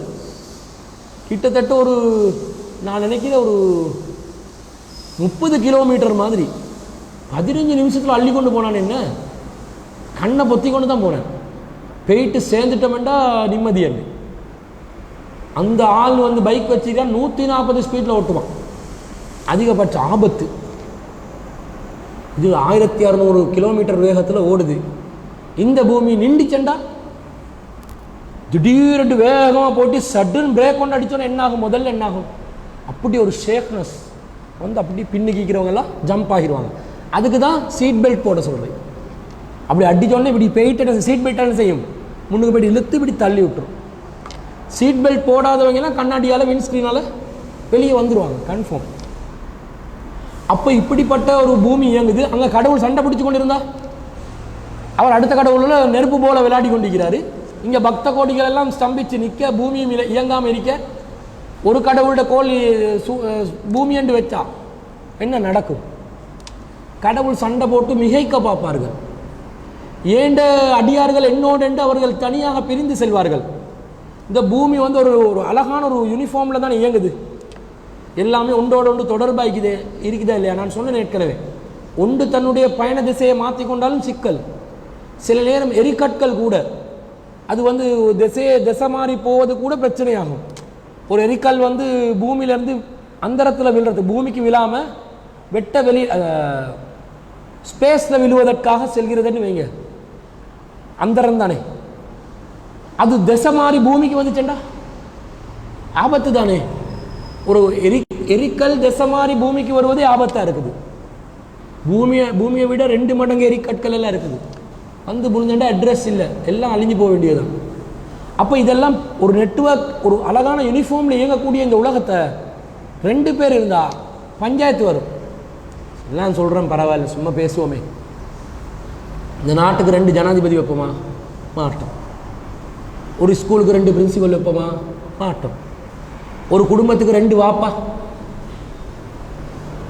ஒரு வாப்பா போதாது. உம்மா சொல்கிறா எனக்கு 2 வாப்பா வேணும், மகன் சொல்கிறான் எனக்கு 2 வாப்பா வேணும், உம்மா அங்கீகரிப்பாளா? சில இடங்களுக்கு ஒன்று இருக்கிறது தான் சரி, அப்படித்தானே? எல்லாருக்கும் ஒரு வாப்பா, எனக்கு மட்டும் 2 வாப்பா வேணும் உம்மான்னு ஒரு பொருள் அழுகுறான். பாவம் என்ற புள்ள அழுது, அதனால் எனக்கு 2 வாப்பா, எனக்கு 2 மாப்பிள்ளை வைக்கட்டும் என்று உம்மா சொல்லுவாவா? சொல்ல மாட்டான். அது ஒன்று இருக்கிறது தான் சரி, நாட்டுக்கு ஒரு ஜனாதிபதி தான் சரி. 2 இருந்தால் குத்தம் வேண்டாம், கன்ஃபார்மாக குத்தம். பிரச்சனை, ஃபித்னா, ஆபத்து, அனாச்சாரம், அசிங்கம், அவமானம் ஏற்படும், பலவீனம், பிரச்சனை, குழப்பம் எல்லாம் வரும். ஆனால் ஒரு மாப்பிள்ளைக்கு 2 பொண்டாட்டி, அது பிரச்சனை இல்லை, அதில் இருக்கிற பிரச்சனை இல்லை. அது 4 வார காட்டி இஸ்லாம் என்ன சொல்லுது? அங்கீகாரத்தை கொடுக்குது. அப்போ எதில் ஒன்று தேவையோ, எதில் பலது தேவையோ அல்லாஹ் தஆலா அதுக்கேற்ற மாதிரி வச்சிருக்கிறான். கண்டிப்பாக கடவுள் என்றால் ஒன்று தான் இருக்கணும் என்றது அல்லாஹ்ட ஏற்பாடு. 21வது அத்தியாயத்தில் 22வது வசனத்தில் அல்லாஹ் சொல்றான், அமி தஹது ஆலிஹா மினல் அர்லி ஹும் யுன்சிரூன், அவர்கள் பூமியிலே பல கடவுள்களை அவர்களுக்கு ஏற்படுத்தி கொண்டார்களாம். லவ்கான ஃபீஹிமா ஆலிஹத்தன் இல்லல்லாஹ், அவர்கள் நினைப்பதை போன்று பூமியிலே அல்லாஹ் அல்லாத பல கடவுள்களை, பூமியில் இல்லை அல்லாஹ் அல்லாத பல கடவுள்களை ஏற்படுத்தி இருந்தால் ல ஃபஸததா, இந்த பூமி சீரழிந்திருக்கும். ஃபசுபஹானல்லாஹி ரப்பில் அர்ஷி அம்மா யசிஃபூன், ரப்புடைய அரிசி அல்லாஹ் அவர்கள் வர்ணிப்பதை விட்டும் தூய்மையானவன். அல்லாஹ் வந்து ஒருத்தன் தான், 2 பேர் இருந்தால் பூமி குழப்பமாமன்னு அல்லாவே சொல்கிறான், சிந்திக்க சொல்கிறான் அல்லாஹ். சரி, 2 கடவுள் இருக்கிறாரு, ஒரு கடவுளில் பக்தர் வாராரு ஒரு கடவுள்கிட்ட, அடுத்த கடவுளுடைய பக்தருக்கும் இவருக்கும் ஒரு பஞ்சாயத்து. என் கடவுளே, அந்த ஏ என்ற நபர் என்னை சீண்டி விட்டான், என்னை குழப்பி விட்டான், என்னுடைய சொத்தை அபகரித்து விட்டான், எனவே அவனை நீ தண்டித்து விடு என்று ஒரு கடவுள்கிட்ட கேட்குறாரு. இவர் பக்தருக்கு கடவுள் என்ன செய்கிறார்? உன்னுடைய பிரார்த்தனையை நான் அங்கீகரிக்கிறேன். பி என்ற கடவுள்கிட்ட ஏ என்ற பக்தர் போகிறாரு, ஏ என்ற கடவுள்கிட்ட ஏ என்ற பக்தர் போகிறார். இது பி என்ற பக்தர்கிட்ட பி என்ற கடவுள் பேசினது. அவர் பக்தர் சொல்றாரு ஏ கடவுள்கிட்ட, கடவுளே, அந்த பி என்ற பக்தர் இருக்கிறாரே, அவர் எனக்கு தர வேண்டிய சில காசு பணம் இருந்துச்சு, அது தராமுட்டதுனால தான் அவனுடைய சொத்தை நான் அபகரித்தேன், கொஞ்சம் கூடையாவது அடுத்தேன், அவனுக்கு பாடம் படித்து கொடுக்கணும். ஆனால் அவன் இப்போ என்னை அழிப்பதற்காக முயற்சி செய்து கொண்டிருக்கிறான், நீ தான் என்னை காப்பாற்ற வேண்டும் என்று சொல்லி அவனுடைய கடவுள்கிட்ட பி கடவுள்கிட்ட சொல்கிறார். ஏ கடவுள்கிட்ட காப்பாற்ற சொல்லி கோரிக்கை, பி கடவுள்கிட்ட அழிக்க சொல்லி கோரிக்கை. 2 கடவுள்களுக்கும் 2 பக்தரும் ரொம்ப நெருக்கமானவர்கள். 2 கடவுளும் 2 பக்தருடைய பிரார்த்தனைகளையும் அங்கீகரித்தால் என்ன நடக்கும்? ஒருத்தர் காப்பாற்றப்பட வேண்டும் அல்லது அழிக்கப்பட வேண்டும். காப்பாற்றப்படுபவர் ஒருத்தர், எந்த கடவுள் யாரை காப்பாற்றுகிறார், எப்படி காப்பாற்றுவார்? ஒரு கடவுள் காப்பாற்றினால் மறு கடவுள் அழிப்பதற்காக வருவார். காப்பாற்றப்படுவதும் அழிக்கப்படுவதும் ஒரே நபராக இருப்பதனால இங்கே பிரச்சனை ஒன்று உருவாகும். காப்பாற்றப்பட்டால் அழிக்கப்படுவதற்காக அங்கீகாரம் பெற்ற அந்த துஆவை, பிரார்த்தனையை அங்கீகரித்த கடவுள் தோல்வி அடைகிறார். அழிக்கப்பட்டால் காப்பாற்றப்படுவதாக அந்த பிரார்த்தனையை அங்கீகரித்த கடவுள் தோல்வி அடைவார். கடவுளுக்கு தோல்வி இருக்கலாமா என்றது லாஜிக்கான ஒரு கேள்வி, இருக்க இயலாம். இதை பார்க்குறோம். தோல்வி ஏற்படும் கடவுள். அடுத்தது என்ன? கடவுளே ரெண்டு இருந்தா மனிதர்கள் கடவுளின் பெயரால் பிரிந்து விடுவார்கள். கட்சி உருவாகும், ஜாதி உருவாகும், மதம் வேறுபாடுகள், இன வேறுபாடுகள் உருவாகும். அந்த கடவுளோட அந்த மதம், இந்த கடவுளோட இந்த மதம், அந்த கடவுளோட அந்த இனம், இந்த கடவுளோட இந்த இனம். நாங்கள் எல்லாம் ஒரே இனமாக மனிதர்கள் இருப்பதற்கு காரணம் யாரு? அல்லாஹ்வன் ஒருவனாக இருப்பது. ஒன்றே குலம் ஒருவனே தேவன். ஒரே குலம் தான் நாங்கள் எல்லாம், மனித குலம். ஒருவனே தேவன், அவன் கடவுள் அல்லாஹ். அதனால தான் சமத்துவம் எங்களிடம் இருக்கிறது, அதனால தான் ஒற்றுமை எங்களிடம் இருக்கிறது, அதனால தான் தீண்டாமை எங்களிடம் இல்லை, அதனால் தான் ஜாதி வேறுபாடு எங்களிடம் இல்லை, அதனால் தான் உயர்வு தாழ்வு எங்களிடம் இல்லை. ஒரு சகனில் சாப்பிட்றோம், அடுத்தவன் குடித்த கப்பில் நாங்களும் வாய் வச்சு குடிப்போம், நஜீஸ் பார்க்க மாட்டோம் முஸ்லீம்கள். ஆனால் நம்மாக்கள் முஸ்லீம்களுக்கு மட்டும்தான் அப்படி செய்வான், முஸ்லீம் அல்லாதவன்டா கழுவிதான் எடுப்பான். இப்போ தான் மாறி இருக்குது, ஒரு காலத்தில் அது இருந்துச்சு. அப்போ அப்படி பார்க்கக்கூடாது. மனிதர்கள் என்று வரும்போது அனைவரும் சமம். அதுக்காக ஒத்த சாக்கடையில் இறங்கி வரான், அவன் குடித்த இடத்துலேருந்து நான் வாயை வச்சு கூட, அது துப்புரவு, வெளிப்படையான துப்புரவு பார்க்கணுமா இல்லையா? அது வேறு. அது உடல் ரீதியான துப்புரவு பார்க்கறதை தவிர மனிதன் இனம் ரீதியாக தாழ்ந்தவர் என்ற அந்த அசுத்தம் பார்ப்பது இஸ்லாத்தில் கிடையாது. அப்போ இந்த மாதிரி இஸ்லாம் குல வேறுபாடு இல்லாமல் இருப்பதற்கு காரணம் ஒரு கடவுள் கொள்கை தான். ஒருத்தன் இருந்தால் தான் எல்லாத்தையும் ஒழுங்காக இயக்கலாம், ஒருத்தன் இருந்தால் தான் எல்லாத்தையும் பாதுகாக்கலாம், ஒருத்தன் இருந்தால் தான் எல்லாம் சீராக இயங்கும், ஒருத்தன் இருந்தால் தான் இன வேறுபாடு இல்லாமல், குல வேறுபாடு இல்லாமல், ஜாதி வேறுபாடு இல்லாமல் செய்யலாம். அப்போ இறைவன் அனைவரையும் பராமரிப்பதற்கு அந்த ஒரு கடவுள் போதும் என்று அல்லாஹ் சொல்லிட்டான். போதும் என்றதனால அந்த கடவுள் அவன் மட்டும்தான் இருக்கிறான் என்று சொல்றதுனால அவன் ஒருவன் தான், அவனோட பேச்சு வந்தாலே ஒன்று தான், 2-3க்கு இடம் இல்லை என்று அல்லாஹ் சொல்லிட்டான். இதுதான் குல் ஹுவல்லாஹு அஹத் என்றதுல விளக்கம். ரெண்டாவது என்ன? அல்லாஹு சமத், அல்லாஹ்வன் தேவைகள் அற்றவன். இதுவும் ஒரு முக்கியமான ஒன்று. அல்லாஹ்க்கு தேவை இருக்குதா? இல்லை. தேவை இருந்தால் என்ன நடக்கும்? அல்லாவே தின்ன ஆரம்பித்தான் இல்லைங்களே. அல்லாஹ் சாப்பிடுகிறான் என்று வந்தால் என்ன நடக்கும்? நாங்களே சாப்பிட்ற சாப்பாடுக்கு சில பேர் அடிப்பானவள் சாப்பாடு செம்ம அடி. எனக்கு தெரிஞ்ச என் ஃப்ரெண்ட் ஒருத்தன் இருந்தான், ஒரு தடவை என் கண் முன்னாடி 34 துண்டு புட்டு தின்றான். அது பௌசரான்னு தெரியல, ஊத்தபாலி, அது குப்பை கூலம் தானே. இறக்குறோம். அந்த நேரத்தில் நாங்களும் சாப்பிடுவோம். அந்த பொடியம்மாக்கள் டீனேஜ் பருவத்தில் ஒரு நோய் ஒன்று இருக்கும் என்னென்னா, அது நல்ல சகன்லேருந்து நிறைய போஸ்கோப்பை வைப்பான். போஸ்கோப்பை சாப்பாடு வீட்டுக்கு போனால் எங்களோட தான் பார்ப்பான். வந்துட்டான், முடிஞ்சு நீ சாப்பாடு. சுப்பை தருவான். நோன்பு டைமில் சொல்லும்போது பசி வந்துடுமோ தெரியும் அவனுக்கு.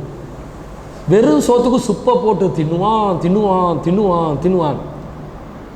எனக்கு தெரிஞ்சதுக்கு நான் அதிகபட்சமாக 8 போஸ்கோப்பை சாப்பிட்டுக்கிறோம் நாங்கள் 4-5 பேர் சேர்ந்து. ஃபஸ்ட்டுக்கு ஒரு சகான் எக்ஸ்ட்ரா 8 போஸ்கோப்பை திண்டு எல்லாரும் போய்ட்டு சத்தி எடுக்கிறான். ஏலா இப்படி வந்து ஒருத்தன் இப்படி சாப்பிடும்போது சகனில் அப்படி சுப்பை ஊற்றிட்டான். சுப்பு மிதங்குது, இப்படி அள்ளும்போது அப்படி தண்ணி சுப்பெல்லாம் கொட்டுது.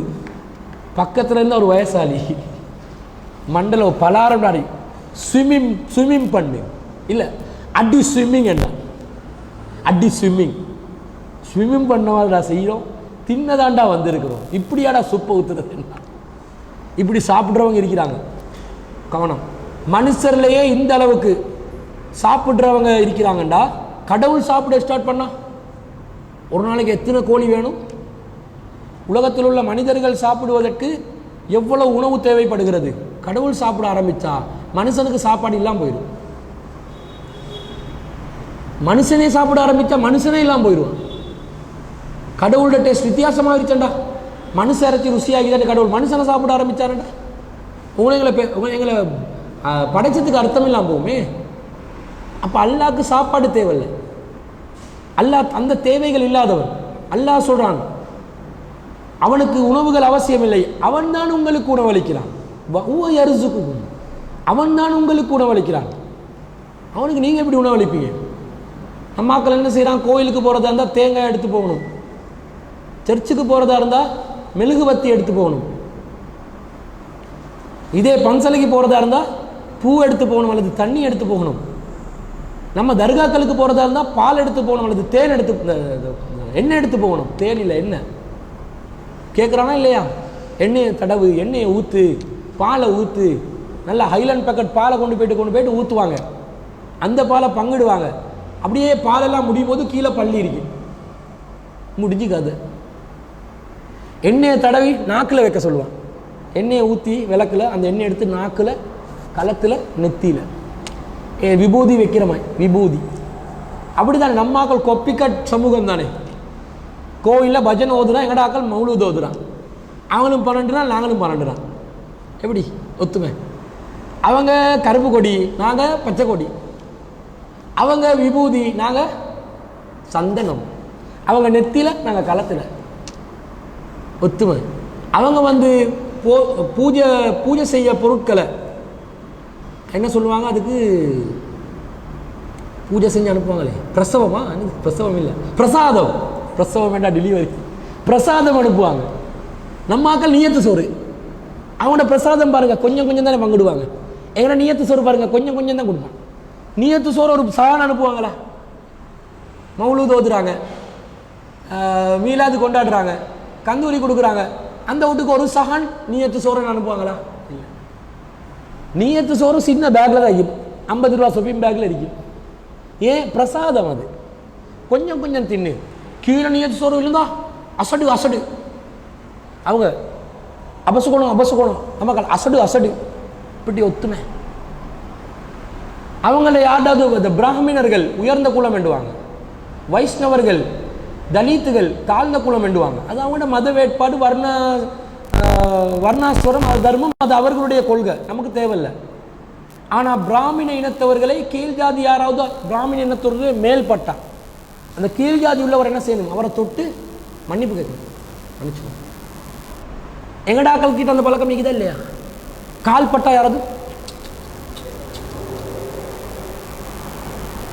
யாராவது அப்படி செஞ்சால் கன்னத்தில் ஒரு கன்னத்தில் அறையக்கூடாதுன்ட்டாங்களே சொல்லலாம். டேய் என்ன செய்யற, நீ வணங்குறியா? உன்னை விட நான் உயர்ந்த ஜாதி என்று சொல்றியா?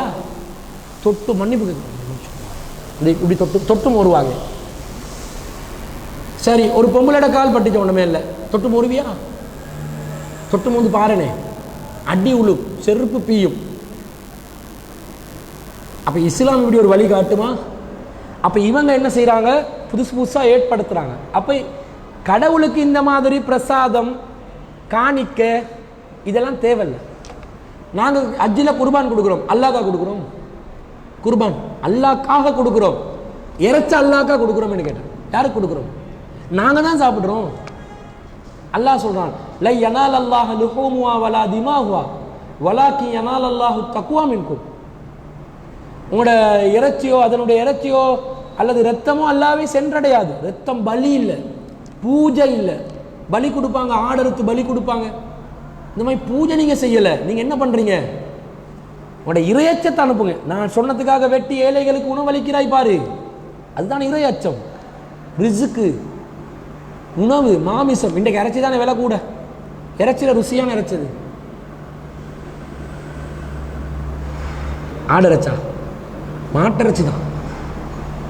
அது அப்போ எல்லாம் குர்பான் கொடுக்க சொல்கிறான். ஆடோ மாடோ ஒட்டகமோ குர்பான் கொடுங்க. அது கொடுத்தா ஏழைகளுக்கு போகுது, அல்லாஹ்க்கு போகல. பார்த்தீங்களா? அல்லாஹ் சொன்னா பள்ளியில் அந்த மெஹராப் கிட்ட தொழுற இடத்துல கொஞ்சம் 1 கிலோ இறைச்ச மட்டும் நீங்கள் ஸ்டோர் பண்ணி வைங்கன்னு எல்லாம் சொன்னானா, அவங்க சிலை கிட்ட போயிட்டு அந்த தண்ணியை வைப்பாங்க, பூவை வைப்பாங்க, தேங்காவை வைப்பாங்க. தேங்காவை கூட என்ன செய்வான்? எடுத்து உடைக்கிறான், வேஸ்ட் பண்ணுறான். பாலை ஊற்றுறான், சிலையில் வேஸ்ட் பண்ணுறான். ஏழைகள் சாப்பாடு இல்லாமல் பட்டினியில் கிடந்து சாகுறாங்க நிறைய நாடுகளில். இங்கே பாலை வேஸ்ட் பண்ணுறான். இது தேவையா? அல்லாஹ் தேவையில்லைன்றான். ஏன்டா வேஸ்ட் பண்ணுற படுபாவி? தேவையில்லை. ஏழைக்கு கொடு, ஏழைக்கு கொடு. எனக்கு செய்யணும்னு நினைக்கிறியா? ஏழைக்கு தர்மம் பண்ணு. என்னைய கவனிக்கணும்னு நினைக்கிறியா? அவ்வளோ பாசமா? ஏழைய கவனி. இப்படி லாஜிக், இப்படி தத்துவம். இது ஒரு ஃபிலாசபியா இல்லையா? இது ஒரு வெறுமனே ஒரு மார்க்கமாக அல்லாஹ் வழிகாட்டாமல் ஒரு தத்துவ ஞானத்தை உள்ளடக்கி அல்லாஹ் சொல்கிறானா இல்லையா? இதைத்தான் ஞானிகள் ஞானத்தால் பெற்றுக்கொண்டதா சொல்கிறாங்க. ஒரு ஞானமும் இல்லை, அல்லாஹ் கொடுத்த ஞானம் தான் இது. நிறைய ஃபிலோசபர்ஸ் வந்து பேசுவாங்க, நிறைய புரட்சியாளர்கள் மனிதனை மனிதனா பாருன்னு சொல்லுவாங்க. சொன்னவனுக்கே செலவு வைப்பான். இந்த கொள்கையை சொன்னவனுக்கே செலவு வைப்பான். அப்போ இந்த மாதிரி ஒரு சூழ்நிலை அல்ல எனக்கு தேவையில்லைன்ட்டான். நீ எனக்கு சாப்பாடு தராதே, நான் தான் உனக்கு சாப்பாடு தரேன், நீ சாப்பிடு. இப்போ நாங்கள் பள்ளிக்கு வந்தால் காணிக்க போடணும் என்றால் போட சொல்கிறானா இல்லையா? அல்ல இஸ்லாத்தில் காணிக்க போட சொல்கிறேன். என்ன காணிக்க சொல்லுங்க போவோம். பள்ளிக்கு நாங்கள் கொடுக்குற காணிக்கது பண்டுரு. பள்ளியில் முட்டி வைக்கிறே, பள்ளிக்கு காணிக்க இல்லை.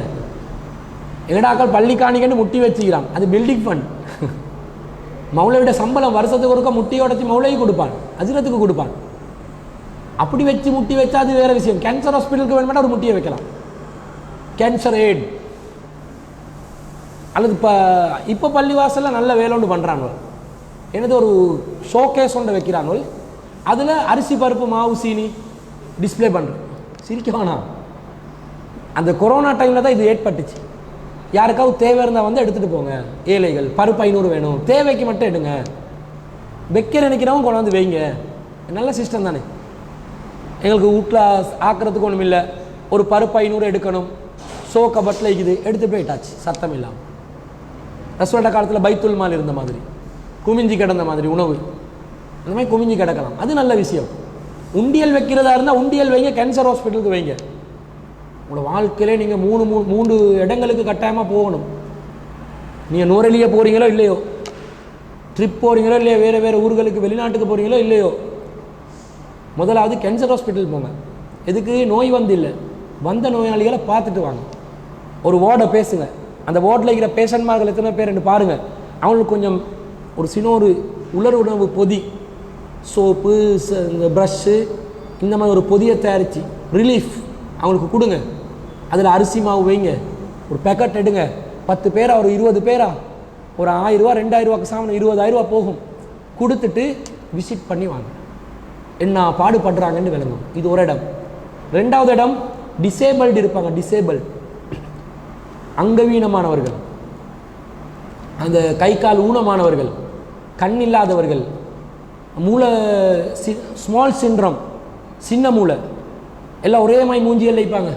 அந்த ஸ்மால் சிண்ட்ரம் பேஷண்ட், இவங்களை பார்த்து வாங்க. உங்களுக்கு அல்லாஹ் தந்திக்கிற நியமத் என்னென்று விளங்கும். இதுகளை பாருங்கள். கேன்சர் ஹாஸ்பிட்டலுக்கு போங்க, இதுக்கு போங்க. அடுத்து தான் நீங்கள் போக வேண்டிய இடம் மென்டல் ஹாஸ்பிட்டல். சீக்கிரம் போங்க, போயிட்டு பாருங்கள். ஒரு வார்டை விசிட் பண்ணி பாருங்கள். உள்ளுக்கு போவேலாம், பைத்தியங்கள் பலவிதமாக இருக்கும். மேலே பாஞ்சு ஒன்று கடிச்சு கொதறிச்சேன்னா நீங்கள் செத்து போய்ட்டுருவீங்க. வெளியேந்து பாருங்கள். மூளை பேலன்ஸ் இல்லாமல் போன ஒரே காரணத்துக்காக, மூளையில் வளர்ச்சி இல்லாமல் போன ஒரே காரணத்துக்காக எவ்வளவு மனிதர்கள் அந்த நிலைமையில் பாடுபடுறாங்கன்னு பாருங்கள். நல்ல அழகானவர்கள் இருப்பார்கள், மூளை குழம்பி பைத்தியம். அப்போ தான் எங்களுக்கு அல்லாஹ் தந்திக்கிற மூளை எவ்வளோ பொறுமதியான விலங்கு. இதுக்கு சல்லி செலவழித்து போகணும். 166 பஸ் எடுத்துக்கிட்டா அங்கோடைக்கு போகலாம், 138 பஸ் எடுத்தீங்கன்னா நீங்கள் எங்கே போகலாம்? மஹரகமைக்கு போகலாம், கேன்சர் ஹாஸ்பிட்டல். அதே போல் திஹாரில் முஸ்லீம்களோட டிசேபிள்டு நடத்துகிற ஒரு இடம் இருக்குது, அங்கே போங்க, போயிட்டு பாருங்கள். டொனேஷன்ஸ் கொடுத்து வாங்க, மன திருப்தியாக இருக்கும், ஆத்ம திருப்தியாக இருக்கும். அப்போ இந்த மாதிரி அல்லாஹ் தாலா நமக்கு உண்டியல் வச்சு பள்ளிக்கு காசு, பில்டிங் ஃபண்ட் சேர்த்துக்கோங்க பரவாயில்ல. மற்றபடி காணிக்க நாங்கள் அல்லாஹ்க்கு கொடுக்கறது இல்லை. காணிக்க கொடுக்குறதா இருந்தால், முட்டி வைக்கிறதா இருந்தால், உண்டியல் வைக்கிறதா, இந்த மாதிரி பொது விஷயங்களுக்கு வைக்கலாம். அல்லாஹ்க்கு நாங்கள் செலுத்துகிற காணிக்க என்ன தெரியுமா? 2 ரக்காத் தஹியத்துல் மஸ்ஜித். பள்ளிக்கு வந்தால் நாங்கள் என்ன செய்யணும்? 2 ரக்காத் காணிக்கையாக தொழ வேண்டும். அல்லாட பள்ளிவாசலுக்கு காணிக்கையாகவே தொழுகையை தான் நல்லா காட்ட. இப்படி ரேஷனாலிட்டி ஒன்றிக்கிறது, இப்படி லாஜிக்காக இருக்குதுன்னு பாருங்கள். எனக்காக காணிக்க போடணுமா? 2 ரக்காத் தொழு போதும். நீ கோடி கோடியாக கொட்ட தேவையில்லை, உண்டியலை நிரப்ப தேவையில்லை. காணிக்கையா 2 ரக்காத் தொழு, அது போதும். நாங்கள் தொழுகிறதுனால அல்லாட அந்த வல்லமை கூட போவதில்லை, நமக்கு தான் நல்லா. இன்ன ஸலாத்த தன்ஹானில் ஃபஹ்ஷாஇ வல் முன்கர். தொழுகை மானக்கேடான விஷயங்களையும் அருவருக்கத்தக்க விஷயங்களையும் தடுக்கிறது. அருவருக்கத்தக்க அனாச்சாரமான மானக்கேடான விஷயங்கள் எங்களை விட்டு போகும். தொலை கெட்ட எண்ணங்கள் இல்லாமல் போகும். அதுக்கு தான் தொழுகை. அல்லாஹ்க்கா தொழுவ? நாங்கள் தொழுகிறதுனால அல்லாட அரிசியில் ஏதாவது ஒரு பல்ப் போட்டு எக்ஸ்ட்ராவாக பத்துமா? இந்த அடியார் தொழுது விட்டார், எனர்ஜி ஏறிவிட்டது. உங்களுடைய பிரார்த்தனைகள், துவாக்கள், ஓதுதல்கள், வணக்கங்கள், இதுதான் என்னுடைய சக்தி. நான் இயங்குவதற்கு இது தேவை. எனவே என்னுடைய அடியார்களே, நீங்கள் இந்த சக்தியை கூட்டுங்கண்டு அல்லாஹ் தஆலா தொலை சொல்றான். ரசூலா சொல்றாங்க, மனிதர்கள் அனைவரும் சேர்ந்து அல்லாஹுவை வணங்குவதாக முடிவெடுத்தாலும் அல்லாஹ்வுக்கு அதனால் எந்த பாதிப்பும் ஏற்பட போவதில்லை, எந்த சக்தியும் அல்லாட கூட போவதில்லை. வணங்குவதில்லை என்று முடிவெடுத்தாலும் அல்லாஹ்க்கு அதனால் எந்த பாதிப்பும் ஏற்பட போவதில்லை, எந்த ஒரு சக்தியும் அல்லாட குறைவதில்லை. தொழுவது நமக்காக, அல்லாஹ்க்காக நாங்கள் தொழுவது எங்களை பக்குவப்படுத்திக் கொள்ள, எங்கட மனசை நல்லதாக்க, எங்கட வாழ்க்கையை ஒழுக்கமாக்க. இப்படி அல்லாஹ் தேவை எல்லா விதத்திலையும் பாருங்க, அல்லாஹ் தேவையற்றவன் என்றான். இது தேவைகள் அற்றவன் என்றதுல வருது. 3வது வசனம், லம் யலித் வலம் யூலத், அவன் யாரையும் பெறவும் இல்லை, யாருக்கும் பிறக்கப்படவும் இல்லை. அவன் யாரையும் பெத்தெடுக்கவும் இல்லை, யாருக்கும் அவன் பெத்தெடுக்கப்படவும் இல்லை. அல்லாஹ் தஆலா யாரையாவது பெத்தெடுத்திருந்தா என்ன நடக்கும்? பெத்தெடுத்தல் என்று வந்தால் என்ன வரும்? அல்லாஹ்க்கு இச்சைக்குதுன்னு வருமா இல்லையா? பெத்தெடுக்கிறதுக்கு அல்லாஹ்க்கு என்ன தேவை? பெத்தெடுப்பதாக இருந்தால் அல்லாஹ்க்கு பொண்டாட்டி தேவை தானே. மத்தஹதல்லாஹு சாஹிபத்துன் வலா வலது, அல்லாஹ் தஆலா மனைவியையும் பிள்ளையும் ஏற்படுத்திக் கொள்ளவில்லை. அல்லாஹ்க்கு மனைவி இல்லாமல் இருக்க எப்படி பிள்ளை இருக்கும் என்று அல்லாஹ் கேட்கிறான். பிள்ளை என்று சொன்னாலே தாய் ஒன்று வரணுமா இல்லையா, தந்தை வரணுமா இல்லையா? அதுதானே தாய் தந்தை பிள்ளை. விதிவிலக்காக அல்லாஹ் தஆலா ஈசா அலைஹிஸ்ஸலாத்தை தந்தை இல்லாமல் பிறக்க வச்சான், ஆனால் தாய் இருந்தான். ஆதம் அலைஹிஸ்ஸலாத்தெல்லாம் முழு மனுஷனாக விதிவிலக்காக படைத்தான், துவக்கத்தை மண்ணிலிருந்து உருவாக்கினான். ஆனால் அல்லாஹ் தஆலா தனக்கு எந்த பிள்ளையும் ஏற்படுத்திக் கொள்ளலை. காரணம் பொண்டாட்டி இல்லை, பொண்டாட்டி ஏற்படுத்தலை, காரணம் தேவைகள் இல்லை. இச்சை என்பதும் ஒரு தேவை தானே, செக்ஸுவல் ஃபீலிங்ஸ் என்பது ஒரு தேவை தானே. அது இருந்தால் தானே புள்ள என்ற அவுட்புட் வரும். அதையும் பாருங்க, அல்லாஹ் தஆலா சும்மா விட்டண்டாக்கா இவன் இஷ்டத்துக்கு வாழ்ந்துருவான். அதனால் அதுக்கு ஒரு அவுட்புட்டை வச்சுக்கிறான். இந்த ஃபீலிங்க்கு வடிகாலாக அவுட்புட் ஒன்று, அப்போ தான் கண்ட்ரோலாக இருப்பான். இல்லாட்டி ஊரு மேய்ஞ்சிருவான் பாவி பயல். ஊரை மேய்ஞ்சி மேய்ஞ்சி வாழ்ந்து கொண்டே இருப்பான், புள்ள பெற்றுக்கொள்றது இல்லை. அதில் ரிசல்ட்டாக புள்ளன்றது உருவாகாதே. அதனால இஷ்டத்தை ஒத்தனை வேலை கல்யாணமும் முடிக்க மாட்டான். பொம்பளைகளுக்கு அப்போ பாதுகாப்பும் இல்லை, வாழ்க்கையும் இல்லை, அன்பும் இல்லை, அரவணைப்பும் இல்லை. பெண்கள் இயந்திரமாகுவார்கள், மெஷின். புள்ள பெற்று கொடுக்குற மெஷின் இல்லை, இச்சை தீர்க்கும் மெஷின்களாக பெண்கள் மாறிவிடுவார்கள். அல்லாஹ் பெண்களோட கண்ணியத்தை ஏற்படுத்துறதுக்கு தான் குழந்தைன்ற பாக்கியத்தை எல்லாம் பெண்களுக்கு கொடுத்துக்கிறான். ஏய், நம்மளை நோக்கி வந்தா கல்யாணம் முடிச்சு வரணும், காரணம் குழந்தை பிறக்கணும், குழந்தை பிறக்கும். பொம்பளைக்கு தானே தெரியும் எப்போ வந்து அந்த பிளட் சர்க்குலர் ஆகிற டேட்ஸ். பொய்யை விட்டுட்டு பெத்தெடுக்கிறதுக்குரிய ஏற்பாடு செய்யலாமா இல்லையா? குறிப்பாக மாதவிடாய் வந்த நாளிலிருந்து 11வது தேதியிலிருந்து 18வது தேதி வரைக்கும் உள்ள நாட்கள் பெண்கள் முட்டை பொறிக்கிற நாட்கள். அதிகமாக குழந்தைகளை பெற்றுக்கொள்வதற்கான வாய்ப்பு சந்தர்ப்பம் உள்ள நாட்கள் அந்த 11லேருந்து 18 வரை காட்டுள்ள நாட்கள். குழந்தை பெற்றுக்கொள்வதை தவிர்ப்பவர்கள் அந்த நாளை அவாய்ட் பண்ணுவாங்க, அல்லது அந்த நாளில் பாதுகாப்பாக இருப்பார்கள். ஜென்ரல் நாலேஜ் தெரிஞ்சு கொள்ள வேண்டிய விஷயம் தானே. ஏன் இதெல்லாம் இந்த டேட்ஸை மறைச்சி விட்டாங்கடா பெண்கள்? இல்லை, இன்னைக்கு 2வது நாள் குழந்தை பெற்றுக்கொள்ள வைக்கலுமா? அல்லாட நாட்டத்தில் குழந்தை வரும், அதுக்குரிய சபபை உருவாக்கலுமா? இலவா உருவாக்கலாம். அப்போ இந்த அவுட்புட்ன்றது பெண்களிடம் இருப்பதனால் பெண்கள் பாதுகாப்பு பெறுகிறார்கள். பெண்ணுக்கும் தெரியும் கண்ட நிண்டமாய் வாழக்கூடாது. ஏன் அவுட்புட் குழந்தை மாறிக்கீரி நின்றுச்சென்று வைங்க, அவ்வளோதான் கதை. அதுக்கப்புறம் வாழ்க்கை அவனோடையே வாழ வேண்டி வரும். கவனமாக இருந்துக்கோ, கண்டவனுக்கும் குழந்தை பெற்றுறாது. பாதுகாப்போடு இரு. ஒரு பாதுகாப்பு இது இந்த சிஸ்டம் மனுஷனுக்குள்ளே இருக்குதுன்னா குழந்தை பெற்றுக்கொள்றதுக்குரிய ஒரு அடிப்படை மனைவி மூலமாக குழந்தை வரும். அப்போ இச்சை வேணும். மனைவியை நெருங்கிறதா இருந்தால் இச்சை தேவை, எதிர்ப்பால் கவர்ச்சி தேவை, அதுக்கு ஒரு ஃபீலிங் தேவை. அது அல்லாஹ்க்கு இருந்தா அஸ்தக்ஃபிருல்லாஹ் நஊது பில்லாஹி மின்னா நினைச்சும் பார்க்கலுமா? அல்லாஹ் தூய்மையானவனா இல்லையா? அந்த மாதிரி ஒரு அற்பமான ஒரு சுகம் தானே. பொண்டாட்டிக்கு அடித்து விரட்டுவான், ஆனால் அந்த டைமில் ரொம்ப ஒரு நல்ல உள்ளமாக உறக்கமாக இருப்பான். அவனோட கரடு முரட தன்மைலாம் இல்லாமல் போயிடும். அப்போ அந்த மாதிரி வந்து ஒரு இறங்கி செகண்டாகி இச்சைக்காக வேண்டி இவ்வளவு கெஞ்சி கூத்தாடி மங்கு மாஞ்சி போகிற நிலைமை அல்லாஹ் கேட்குமா? அல்லாஹ்க்கு இருக்காது. அல்லாஹ் கண்ணியமானவன். அல்லாஹ்க்கு அந்த மாதிரி அந்த சலனங்கள் அல்லாஹ்க்கு இல்லை. இந்த மாதிரி இச்சைகள் அல்லாஹ்க்கு இல்லை. அதனால புள்ளை இல்லை. லம்யலி புள்ளை பெற்றுக்கொள்ளவில்லை. ஆனால் நீங்கள் உலகத்தில் பாருங்க, மதங்கள், பிரபல மதங்கள்ல பெரும்பாலும் கடவுளுக்கு பிள்ளை இருப்பதாக சொல்வார்கள். எப்படி சொல்லுவாங்க கடவுளுக்கு பிள்ளை இருப்பதாக? கிறிஸ்தவர்கள் கடவுளுக்கு பிள்ளை இருப்பதாக சொல்றாங்க. இயேசுநாதர் கடவுளின் பிள்ளை. எப்படி பிள்ளை? புதிய ஏற்பாட்டில் ஜான் என்ற ஒரு சாப்டர் இருக்குது, சுவிசேஷம். அதுல 3வது அதிகாரத்தில் 16வது வசனத்துல கர்த்தர் இந்த உலகத்தை அதிகமாக நேசித்தார், எனவே தான் ஈன்றெடுத்த குழந்தையை இந்த உலகத்துக்கு அனுப்பினான். He has sent to this world his begotten son. begotten என்றா பெத்தெடுத்த பிள்ளையை, ஜாத்தக புத்திரையானான். பெத்தெடுத்த பிள்ளை, ஈன்றெடுத்த பிள்ளை. ஈன்றெடுத்தா மனைவியை வச்சு கடவுளே ஈண்டெடுத்தா கடவுளே கர்ப்பமானமாய் ஆகுமே. மனைவியை வச்சு ஈண்டெடுத்த மாதிரி தானே வருது. அப்ப மரியம் அலைஹிஸ்ஸலாம் அவர்கள், மரியாள் அவர்கள் கர்த்தரின் பொண்டாட்டியாப்ப இப்படி ஆகலாமா? மனிதர்கள்ல கடவுளுக்கு துணையா? கடவுளுக்கு துணை இல்லை. அல்லாஹ் தஆலா சொல்றான், வகாலு தஹதர் ரஹ்மான் வலதா, அர் ரஹ்மான் அளவற்ற அருளாளன் பிள்ளைகள் ஏற்படுத்தி கொண்டதாக அவர்கள் சொல்கிறார்கள். சூரத்து மரியம் 88வது 19வது அத்தியாயத்தில் 88வது 89வது 90வது வசனங்கள் நான் இப்ப சொல்றது. லகத் ஜீதும் ஷைஅன் நித்தா, கடுமையான அவதூறை அவர்கள் கொண்டு வந்து விட்டார்கள். தகாது ஸமாவாத்து யதஃபத்தர்ன மின்ஹும், இந்த சொல்லை கேட்டு வானங்கள் இடிந்து விழ பார்க்கின்றன. வதன் சக்கல் அருளு, பூமி பிளக்க பார்க்கிறது.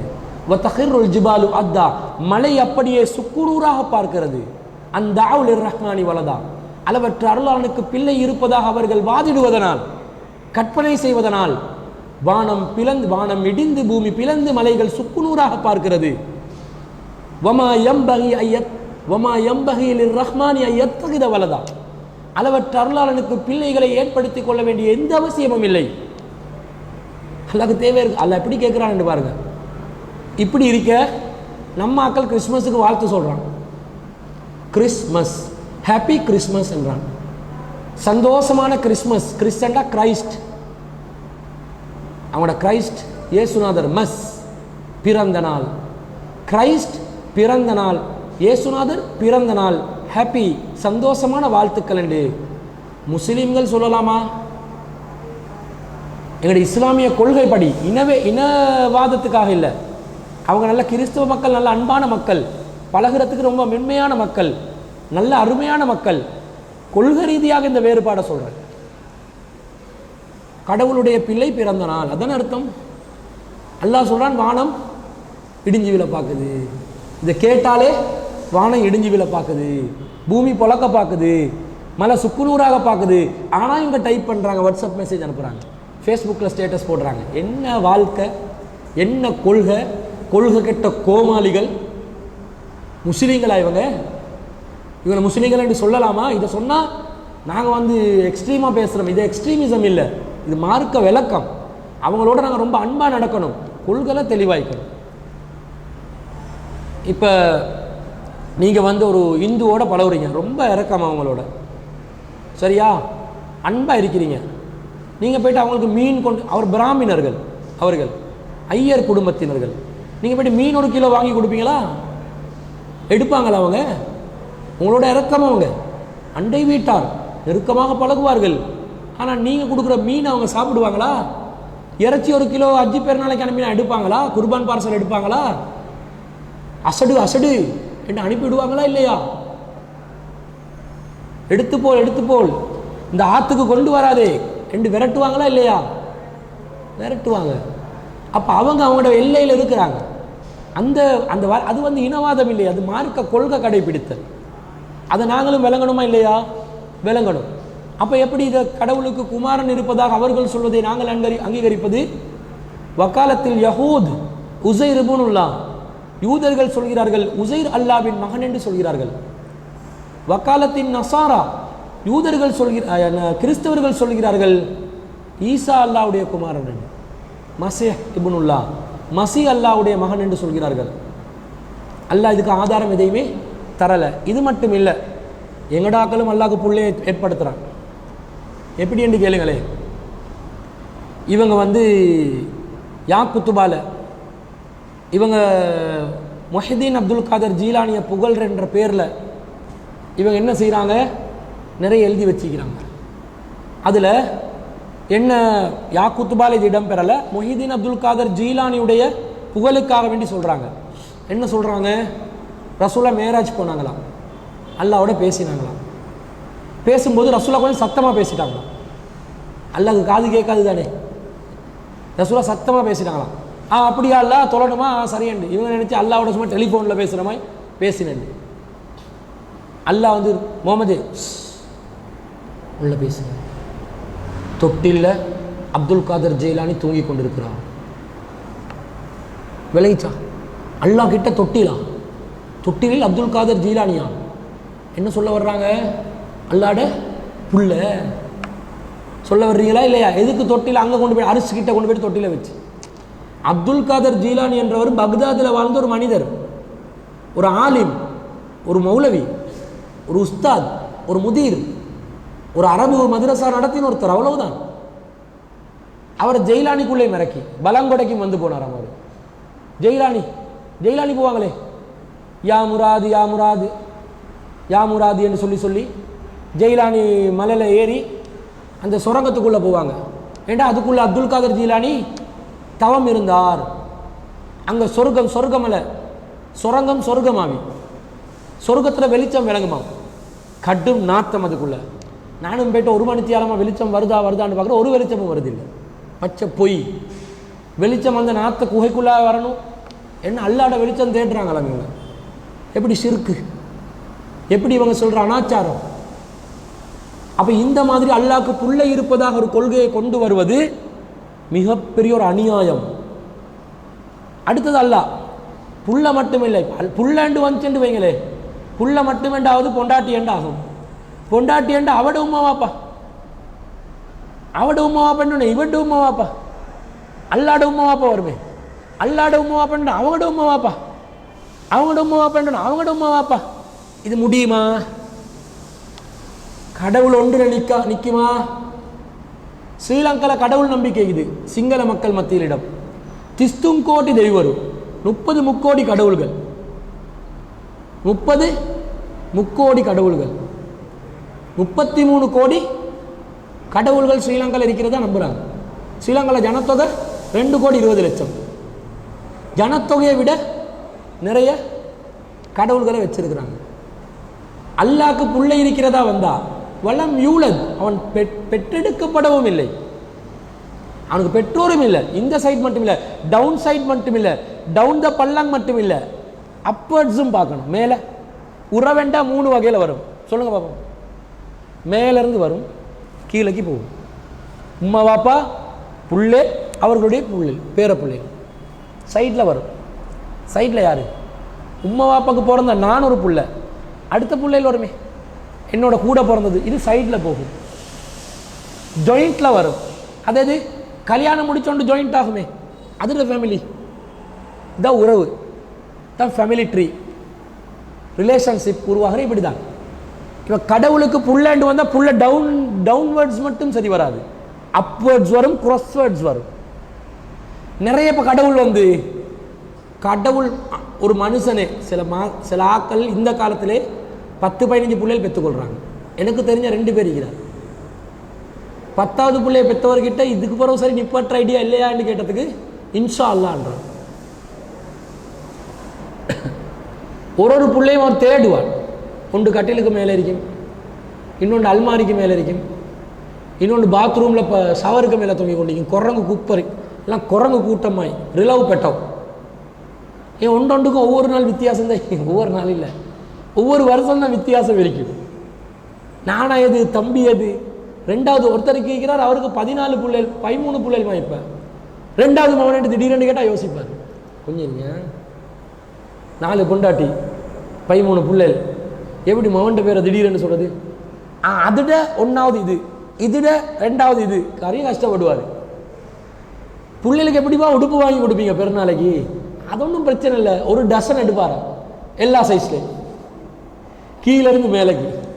சின்னத்துலேருந்து மேலைக்கு 12 கலரில் விஷயம் முடிஞ்சு. இவனுக்கு பெருநாளைக்கு உடுப்பெடுக்கிறதுக்கே வருஷம் முழுக்க சம்பாதிக்கணும். ஆனால் ஆளுக்கு அந்த ஆளுமை இருக்குது. சும்மா இருக்கிற உழைக்கிறாரு, எல்லாத்தையும் பார்க்குறாரு, படிக்க வைக்கிறாரு, ஓத வைக்கிறாரு, நல்லா பார்த்துக்கொள்கிறாரு.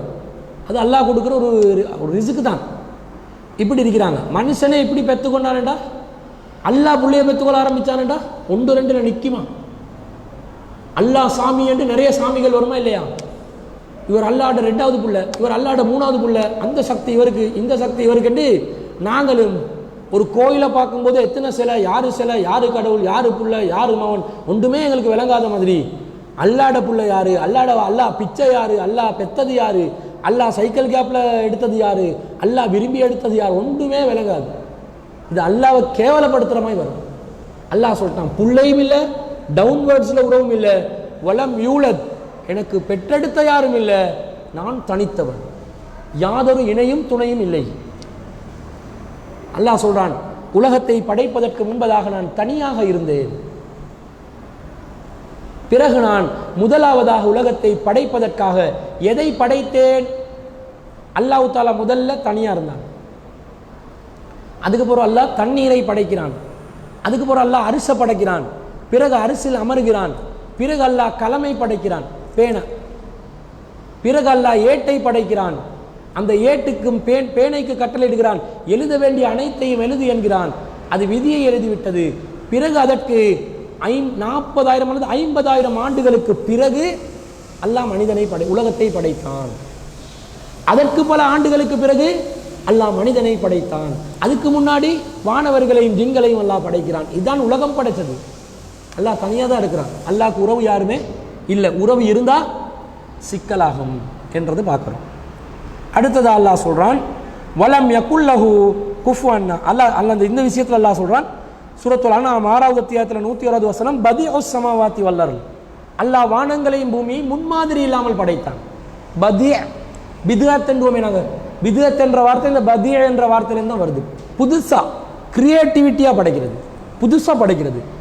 பெரும்பாலும் உலகத்தில் உள்ள எல்லாரும் காப்பி கட் தானே பண்ணுறேன், அடுத்தவங்களை பார்த்து சரி கொஞ்சம் அங்கிட்டு இங்கிட்ட ஆக்குறேன். ஆனால் அல்லாஹ் தஆலா புதுசாகவே இந்த வானத்தையும் பூமியை முன்மாதிரி இல்லாமல் புதுசாக படைக்கிறான். அண்ணா யகூனு லஹு வலது, அல்லாஹ்க்கு இப்படி பிள்ளை இருக்கலாம். வலம் தகுன் லஹு சாஹிபத்து, அல்லாஹ்க்கு மனைவி இல்லையே. அல்லாஹ் லாஜிக்கா திங்க் பண்ண சொல்றான், எப்படி பிள்ளைகள் இருக்கலாம்.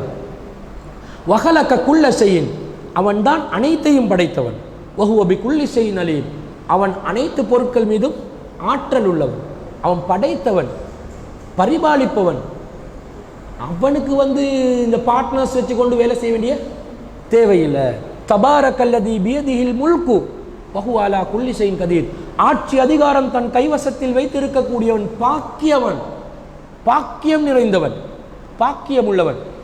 வஹுவ பிகுல்லி ஷைஇன் அலீம், அல்லாஹ் அனைத்து பொருட்கள் மீது ஆற்றல் உள்ளவன்.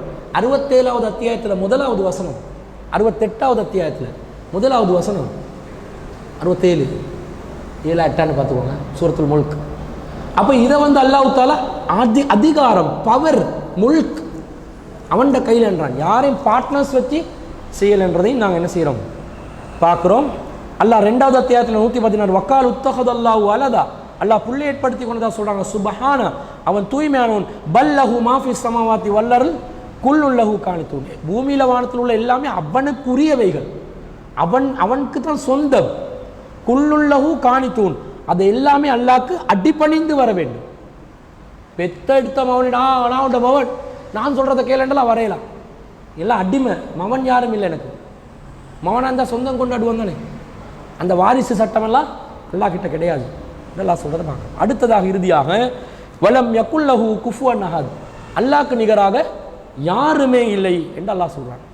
அல்லாஹ்வை போல யாரும் இல்லை. அல்லாஹ்க்கு அப்போ உருவம் இல்லையா? அல்லாஹ்க்கு உருவம் உண்டு, ஆனால் மனிதர்களாகிய நாங்கள் யாரும் அதை பார்த்ததில்லை. ஒன்றுமில்லாத சூனியத்தையா நாங்கள் வணங்கி கொண்டிருக்கிறோம்? ஒன்றுமே இல்லை நாங்கள் வணங்குறோம் வேண்டாம். யாருக்கு என்னத்தை வணங்குறோம்? சும்மா காற்றை வணங்குறோமா? சும்மா பவர் சக்தி, சக்தி ஒன்றை வணங்க, மின்னல் சக்தி பிடிக்கலுமா? இந்த சக்தியை வணங்குறோமா? அல்லாஹ் அழகான ஒரு கடவுள். சொர்க்கத்திலே நமக்கு கிடைக்கக்கூடிய மகத்தான இன்பம் அல்லாஹுவின் தோற்றத்தை நாம் பார்ப்பது என்று நபி ஸல்லல்லாஹு அலைஹி வஸல்லம் சொல்றாங்க. அதே போன்று ரசூலுல்லாஹ் சொல்றாங்க, சஹாபாக்கள் கேட்குறாங்க, ஹல் நரா ரப்பனா யௌமல் கியாமா, அல்லாஹ்வின் தூதரே நாங்கள் மறுமையிலே நமது இறைவனை பார்ப்போமா? ரசூலுல்லாஹ் கேட்குறாங்க, முழு பௌர்ணமி நிலவன்று சந்திரனை பார்ப்பதற்கு, நிலவை பார்ப்பதற்கு நீங்கள் யாராவது ஒருவருக்கொருவரை முந்தி அடித்து கொண்டு போட்டி போடுவீர்களா? சஹாபாக்கள் சொல்றாங்க, இல்லை, முழு நிலவு இருந்தால் நாங்கள் யாராவது ஃபாத்திமா அங்கிட்ட அவங்க எனக்கு விளங்குதில்லைன்னு சொல்லுவோமா? எல்லாருக்கும் நிலவு விளங்கும். அதே போன்று மறுமையில் நீங்கள் அனைவரும் போட்டி போடாமல் முந்திக் கொள்ளாமல் இறைவனை பார்க்கக்கூடியதாக, கண்களால் பார்க்கக்கூடியதாக இருப்பீர்கள் என்று ரசூலுல்லாஹ் சொல்றாங்க. மறுமையில் அல்லாஹ்வை பார்ப்போம். பார்க்கறதா இருந்தால் உருவம் இருக்கணுமா இல்லையா?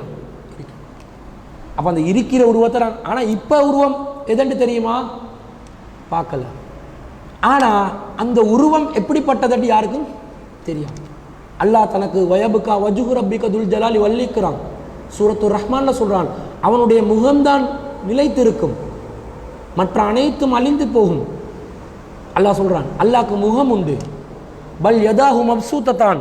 சூரத்துல் பக்கரால் அல்லாஹ் சொல்றான், அல்லாஹ்வுடைய 2 கரங்களும் விரிக்கப்பட்டிருக்கின்றன. எச்சி கையில் காக்க வரட்ட மாட்டான்னு நாங்கள் ஒருத்தருக்கு சொல்லுவோம், கஞ்சனுக்கு, கருமிக்கு. அவன் வந்து லோப கஞ்சத்தனம் என்றதுனால செலவழிக்கிறான்ல. கை இருந்ததுனால தான் இந்த ஊமையை சொன்னோம். யூதர்கள் சொன்னாங்க அல்லாஹ்ட கை கட்டப்பட்டுள்ளது. அல்லாஹ் சொல்றான், உள்ளத்தை தி உங்களோட கைகள் தான்டா கட்டப்பட்டது. எதுக்கு சொல்றான்டா? அல்லாஹ் செலவழிக்கிறான் இல்லையா, ரிஸ்க் தாரான் இல்லையா. பல் யதாஹு மப்சூத்தத்தான், அல்லாஹ்ட கைகள் விரிந்தே கிடக்கிறது. அல்லாஹ் தாராளமா ரிஸ்க் தாரான். ரிஸ்க் தாரத்துக்கு அல்லாஹ் ஊமையாக சொன்னது அல்லாஹ்ட கையை. கை இருக்க போயிட்டு தானே அல்லாஹ் தாலா சொல்றான். அல்லாஹ் தாலா ஆதம் அலைஹிஸ்ஸலாத்தை பத்தி சொல்லும்போது, ஹலக்துஹு பியதைய, ஆதமை என்னுடைய 2 கரங்களால் நான் படைத்தேன் என்றான். கையால படைச்சேன். அல்லாஹ் தாலா தனக்கு வலது கை இருப்பதாக சொல்றான், இடது கை இருப்பதாக சொல்றான், வலது கால் இருப்பதாக சொல்றான், இடது கால் இருப்பதாக சொல்றான், விரல்கள் இருப்பதாக சொல்றான். உள்ளங்கள் அல்லாஹ்வுடைய 2 விரல்களுக்கு மத்தியிலே இருக்கின்றன. கேள்விப்பட்டிருக்கிறீங்களா ஹதீஸ்? யுகல்லிபுஹா கைஃப யஷா, அல்லாஹ் நாடியவாறு அதை திருப்புவான், உள்ளங்களை புரட்டுவான். 2 விரல் என்றான் அல்லாஹ். விரல் எங்கட விரல் மாதிரியா? இல்லை. காரணம், வலம் யகுல்லஹு குஃபுவன் அஹத், அவனுக்கு நிகராக யாரும் இல்லை. அல்லாஹ் போல ஒரு கடவுள் எங்கேயும் இல்லை. சிலைகள் அல்லாஹ் இல்லை, மரச்செடிகள் அல்லாஹ் இல்லை. அல்லாஹ் அழகான தோற்றம் உள்ள, அவனுக்கு நிகராக யாருமே வைக்காத தனித்துவம் வாய்ந்த ஒரு சக்தியாக அல்லாஹ் இருக்கிறான் என்றதை அல்லாஹ் தாலா சொல்கிறான். அப்போ அல்லாஹ்க்கு உருவம் உண்டு, அது எப்படிப்பட்டதுன்னு எங்களுக்கு தெரியா. அதனால அல்லாஹ்க்கு நாங்கள் உதாரணங்கள் சொல்ல போகக்கூடாது. இந்த அவுலியாக்களை நம்புறவங்க இருக்கிறாங்க தானே, அவங்க வந்து அவுலியாக்களை ஏன் நம்புறீங்கன்னு கேட்டால் ஒரு காலத்தில் என்ன சொல்லி கொண்டு இருந்தாங்க தெரியுமா? அவுலியாக்களையா? அதுக்கு காரணம், நாங்கள் கோர்ட்ஸில் போயிட்டு ஜட்ஜு கிட்ட நேரடியாக ஆர்கியூமெண்ட் பண்ணுவோமா, வக்கீல் பிடிப்போமா இல்லையா அப்படின்வாங்க. அப்போ நாங்கள் அல்லாஹ் கிட்டையும் வக்கீல் பிடிச்சி தான் போகணும் வேண்டுவாங்க. முதல்ல இவங்களுக்கு தெரியலை, ஜட்ஜு கிட்ட நேரடியாக ஆர்கியூமெண்ட் பண்ணலாம், வக்கீல் இருந்தால் தான் ஆர்கியூமெண்ட் பண்ணணும்ன்றது, வக்கீலை வச்சு தான் பேசணும்ன்றது இல்லை. நான் எனக்கு ஒரு வழக்கு போட்டான்னு வைங்க, நான் வக்கீல் பிடிக்க விரும்பலை, யாரும் வாரா இல்லை, நானே கேட்கலாம். கேட்பாங்க, உண்ட தரப்பில் யார் சட்டத்தரணி, வக்கீல் யார்? யுவர் ஆனர், நானே அப்பியர் ஆகிறேன், எனக்காக நானே ப்ரொசீட் பண்ணலாமா சொல்லு, சொல்லுவான், கொடுக்கணும். என்ன, இவர் சட்டம் தெரிஞ்சிக்கணும். பாயிண்ட்ஸை போடுறதுக்கு இந்த செக்ஷன் படி இது நான் குற்றம் செய்யவில்லை, பீனல் கோர்ட்டில் இந்த செக்ஷன் படி எனக்கு சார்ஜ் போடுறாங்க போலீஸால், அந்த குற்றத்துக்குரியவர் நான் இல்லை, நான் இப்படி தான் செய்தேன், அவர்கள் இப்படி சித்தரிக்கிறார்கள், இந்த சட்டத்தில் இந்த வார்த்தையை கவனிங்கள் என்று அந்த ஜட்ஜை வந்து கன்வின்ஸ் பண்ணுற விதத்தில் சட்டங்கள் அவருக்கு எடுத்து சொல்லி விளங்கப்படுத்தணும். இன்னும் சொல்ல போனால் ஜட்ஜுக்கு நானோ வக்கீலோ விளங்கப்படுத்தினா தான் விளங்கும். ஏன்னுங்க, ஜட்ஜு வந்து எத்தனை கேஸ் பார்க்குறா, ஒரு கேஸா 2 கேஸா, ஃபைலை திறந்தோடனே பாப்பா லைட்டாக ஞாபகத்துக்கு வரும். இவங்க சொல்லுவாங்க, ஆர்குமெண்ட் பண்ணுவாங்க, இதுதான் நான் கேஸு தான், சொல்லுங்கள். அதுக்கு எடுத்து சொல்ல தான் வக்கீல். அல்லாஹ்க்கு இது தேவையா? நாங்கள் பேசினா தான் நாங்கள் செஞ்ச குத்தம் என்னன்றது அல்லாஹ்க்கு விளங்குமா? நாங்கள் விளக்கம் சொன்னால் தான் நாங்கள் குத்தம் செய்யலைன்றது அல்லாஹ் ஒத்துக்கொள்வானா? சட்டம் நாங்கள் எடுத்து கொடுத்தா தான் அல்லாஹ்க்கு எதை சட்டம் என்று அல்லாஹ் போட்ட சட்டம் என்னென்று அல்லாஹ்க்கு விளங்குமா? அல்லாஹ் எல்லாத்தையும் அறிந்தவனா?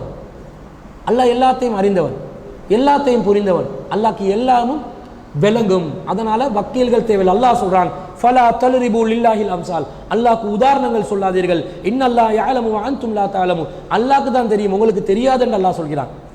இதே மாதிரி அல்லாஹ் தாலாக்கு எந்த ஒரு பொருளும் இணையாக இல்லை என்றும் அல்லாஹ் சொல்கிறான். சூரத்து ஷூரால, இப்போ நான் ஏற்கனவே சொன்ன வசனம் 16வது அத்தியாயத்தில் 74வது வசனம். இப்போ சொல்ற வசனம் சூரத்து ஷூரா 42வது அத்தியாயத்தில் 11வது வசனம், லைஸ கமிஸ்லிஹி ஷைஉன், அல்லாஹ் போல எதுவும் இல்லை. வலம் யக்குல்லஹு குஃபுவன் அஹத், அல்லாஹ் போல யாரும் இல்லை, எந்த மனிதரும் இல்லை, எந்த உயிரினமும் இல்லை. இதுல லைஸ கமிஸ்லிஹி ஷைஉன், அல்லாஹ் போல எந்த பொருளும் இல்லை, எந்த பொருளும் அல்லாஹ்க்கு ஈடாகாது. அல்லாஹ் போல யாருக்கும் செயல்பட முடியாது. அப்போ மனிதர்கள் அல்லாஹ் போல செயல்படலாமா என்று கேட்டால் இயலாம். ஒருத்தர் வாராரு, மௌலானா என்றாரு. உங்களுக்கு ஞாபகம் இருக்குதோ தெரியும், 1995 ஆண்டுல போல பாகிஸ்தான்ல இருந்து ஒரு மௌலானா வந்து இசிம் எழுதி கொடுத்தாரு. எல்லாருக்கும் எல்லாம் முண்டி அடிச்சு கொண்டு போயிட்டு இசிம் எழுதி குடிச்சாங்க. நோய் குணமாக்கினாராம். நோய் குணமாக்கு மாற்றல் மனிதர்களுக்கு இருக்குதா? இல்லை, அல்லாஹ்க்கு தான் இருக்குது. டாக்டருக்கு கூட நோய் குணமாக்குற ஆற்றல் இருக்குதா? இல்லை. அவர் இருக்கிற மருந்து இதென்று எழுதி தருவார், டயக்னோசிஸ் பண்ணுவார். இதுதான் டாக்டர் திறமை. நீங்கள் நோயோட அடையாளங்களை சொல்லும்போது நீங்கள் அதில் அடையாளங்களை சொல்லுவீங்க. தலைவலிக்குது, தலைவலி. மூக்கு சொரியுது, சளி பிடிச்சிக்குது, அதனால தலைவலி. இப்படி கனெக்ட் பண்ணுவார் அவர். இருமலாக இருக்குது, தொண்டைக்குள்ள இப்படி வருது. கக்கும்போது ரத்தம் வருது, இது தலைவலி, இருமல் கேஸ் போல இல்லையே, பிளட்டை செக் பண்ணணுமோ தெரியாது. இந்த டயக்னோசிஸ் பண்ணுறது தான் நோயோட அடையாளங்கள் வச்சு அவன் டயக்னோசிஸ், நோயை கண்டுபிடிக்கிறது. அதுதான் டாக்டர்கிட்ட திறமை. நிவாரணம் தரது அவர்கிட்ட வேலை இல்லை. இந்த நோயை கண்டுபிடிச்சோடனே அதுக்கு என்ன செய்வாங்க, புத்தகங்களில் மருந்து எழுதி வச்சுக்கிறாங்க. இந்த நோய்க்கு இந்த மருந்து, இத்தனை அளவில் டோஸ் கொடுக்கணும், இந்த வயசில் உள்ளவங்களுக்கு இத்தனை கொடுக்கணும், இந்த வயசில் உள்ளவங்களுக்கு இத்தனை கொடுக்கணும், ப்ரெஷர் இருந்தால் இதை கொடுக்கக்கூடாது, சீனி இருந்தால் இதை கொடுக்கக்கூடாது. இந்த மல்டிபிள் நாலேஜ் இதுதான் டாக்டர், எம்பிபிஎஸ். ஒன்றும் கிழிச்சது ஒன்றும் இல்லைங்க. படிச்சுக்கிட்டு டாக்டர்லாம் பெருசாக படித்து கிழிச்ச மாதிரி காட்டுவாங்க. டாக்டர் ஐயா இதுதான் படிப்பு. ஆனால் இதுக்கு கொஞ்சம் மெமரி கூடிய தேவையே இல்லையா? தேவை. எந்த அளவில் யாரை பார்த்து எக்ஸ்பீரியன்ஸில் வந்துடும். சில புதிய டாக்டர் மகள் ப்ராக்டிஸ் பண்ணும்போது நோயை சொன்னோன்னே புக் எடுத்து புரட்டுவாங்க. அவங்க இன்டர்நேஷ்னல் மெடிக்கல் கவுன்சில்களால் சில புக்குகள், மருந்துகள் ரெக்கமெண்ட் பண்ணின புக்குகள் இருக்குது, அதான் படித்து கொடுப்பாங்க. அந்த மருந்துகளை பாடமாக்கணும், பேர்களை விளங்கி வச்சணும், என்னென்ன கெமிக்கல் இருக்குதுன்னு தெரிஞ்சுக்கொள்ளணும், எஃபெக்டை ஒரு இன்னொரு மருந்தோட கலந்து கொடுக்கும்போது இது அதுக்கு அலர்ஜிக்காக கூடாதுன்னு விளங்கி கொள்ளணும், அலர்ஜிக்கு இருக்கிறவங்களுக்கு எந்த மருந்து கொடுக்கக்கூடாதுன்னு தெரிஞ்சுக்கொள்ளணும். இப்படி கூட நாலேஜ் கூட என்ன செய்யணும், மருத்துவத்தில் பார்க்கணும். இதுக்காகத்தான் அந்த டாக்டர் என்ற படிப்பை படிக்கிறாங்க. மற்றபடி அவர் நோய் நிவாரணம் தரவர் இல்லை. அப்போ அல்லாஹ் தான் நோய் நிவாரணம் தருவான். மனுஷன் யாரும் நோய் நிவாரணம் தரமாட்டான். மனுஷனுக்கு கடவுளாக இயங்க முடியாது. மனிதர்கள் கடவுளுடைய அந்தஸ்தை அடைய மாட்டார்கள் என்பதுதான் இந்த வலம் யக்குல்லஹு குஃபுவன். இது ஆழமாக எங்களுடைய உள்ளத்தில் பதிய வைத்துக் கொள்ள வேண்டும் என்பதை நாங்கள் பார்க்கிறோம். இதுதான் சூரத்துல் இஹ்லாஸுக்கு விளக்க உரையாக பார்க்கிறோம். புரிஞ்சுச்சா? அப்போ இன்றைய தினத்தோட தஃப்சீர் முடியுது. நாளைய தினத்திலேருந்து சகோதரர் அஜ்மீர் அமீனி அவர்கள் பெண்களுக்கான ஒரு தலைப்பு, உங்களுக்கான ஒரு தலைப்புன்னு தொடர்ச்சியாக செய்வார். நீங்களும் தொடர்ச்சியாக கலந்து கொள்ளுங்கள் என்று கேட்டுக்கொண்டு விடை பெறுகிறேன். வாஹிரு தாவானா அல்ஹம்துலில்லாஹி ரப்பில் ஆலமீன்.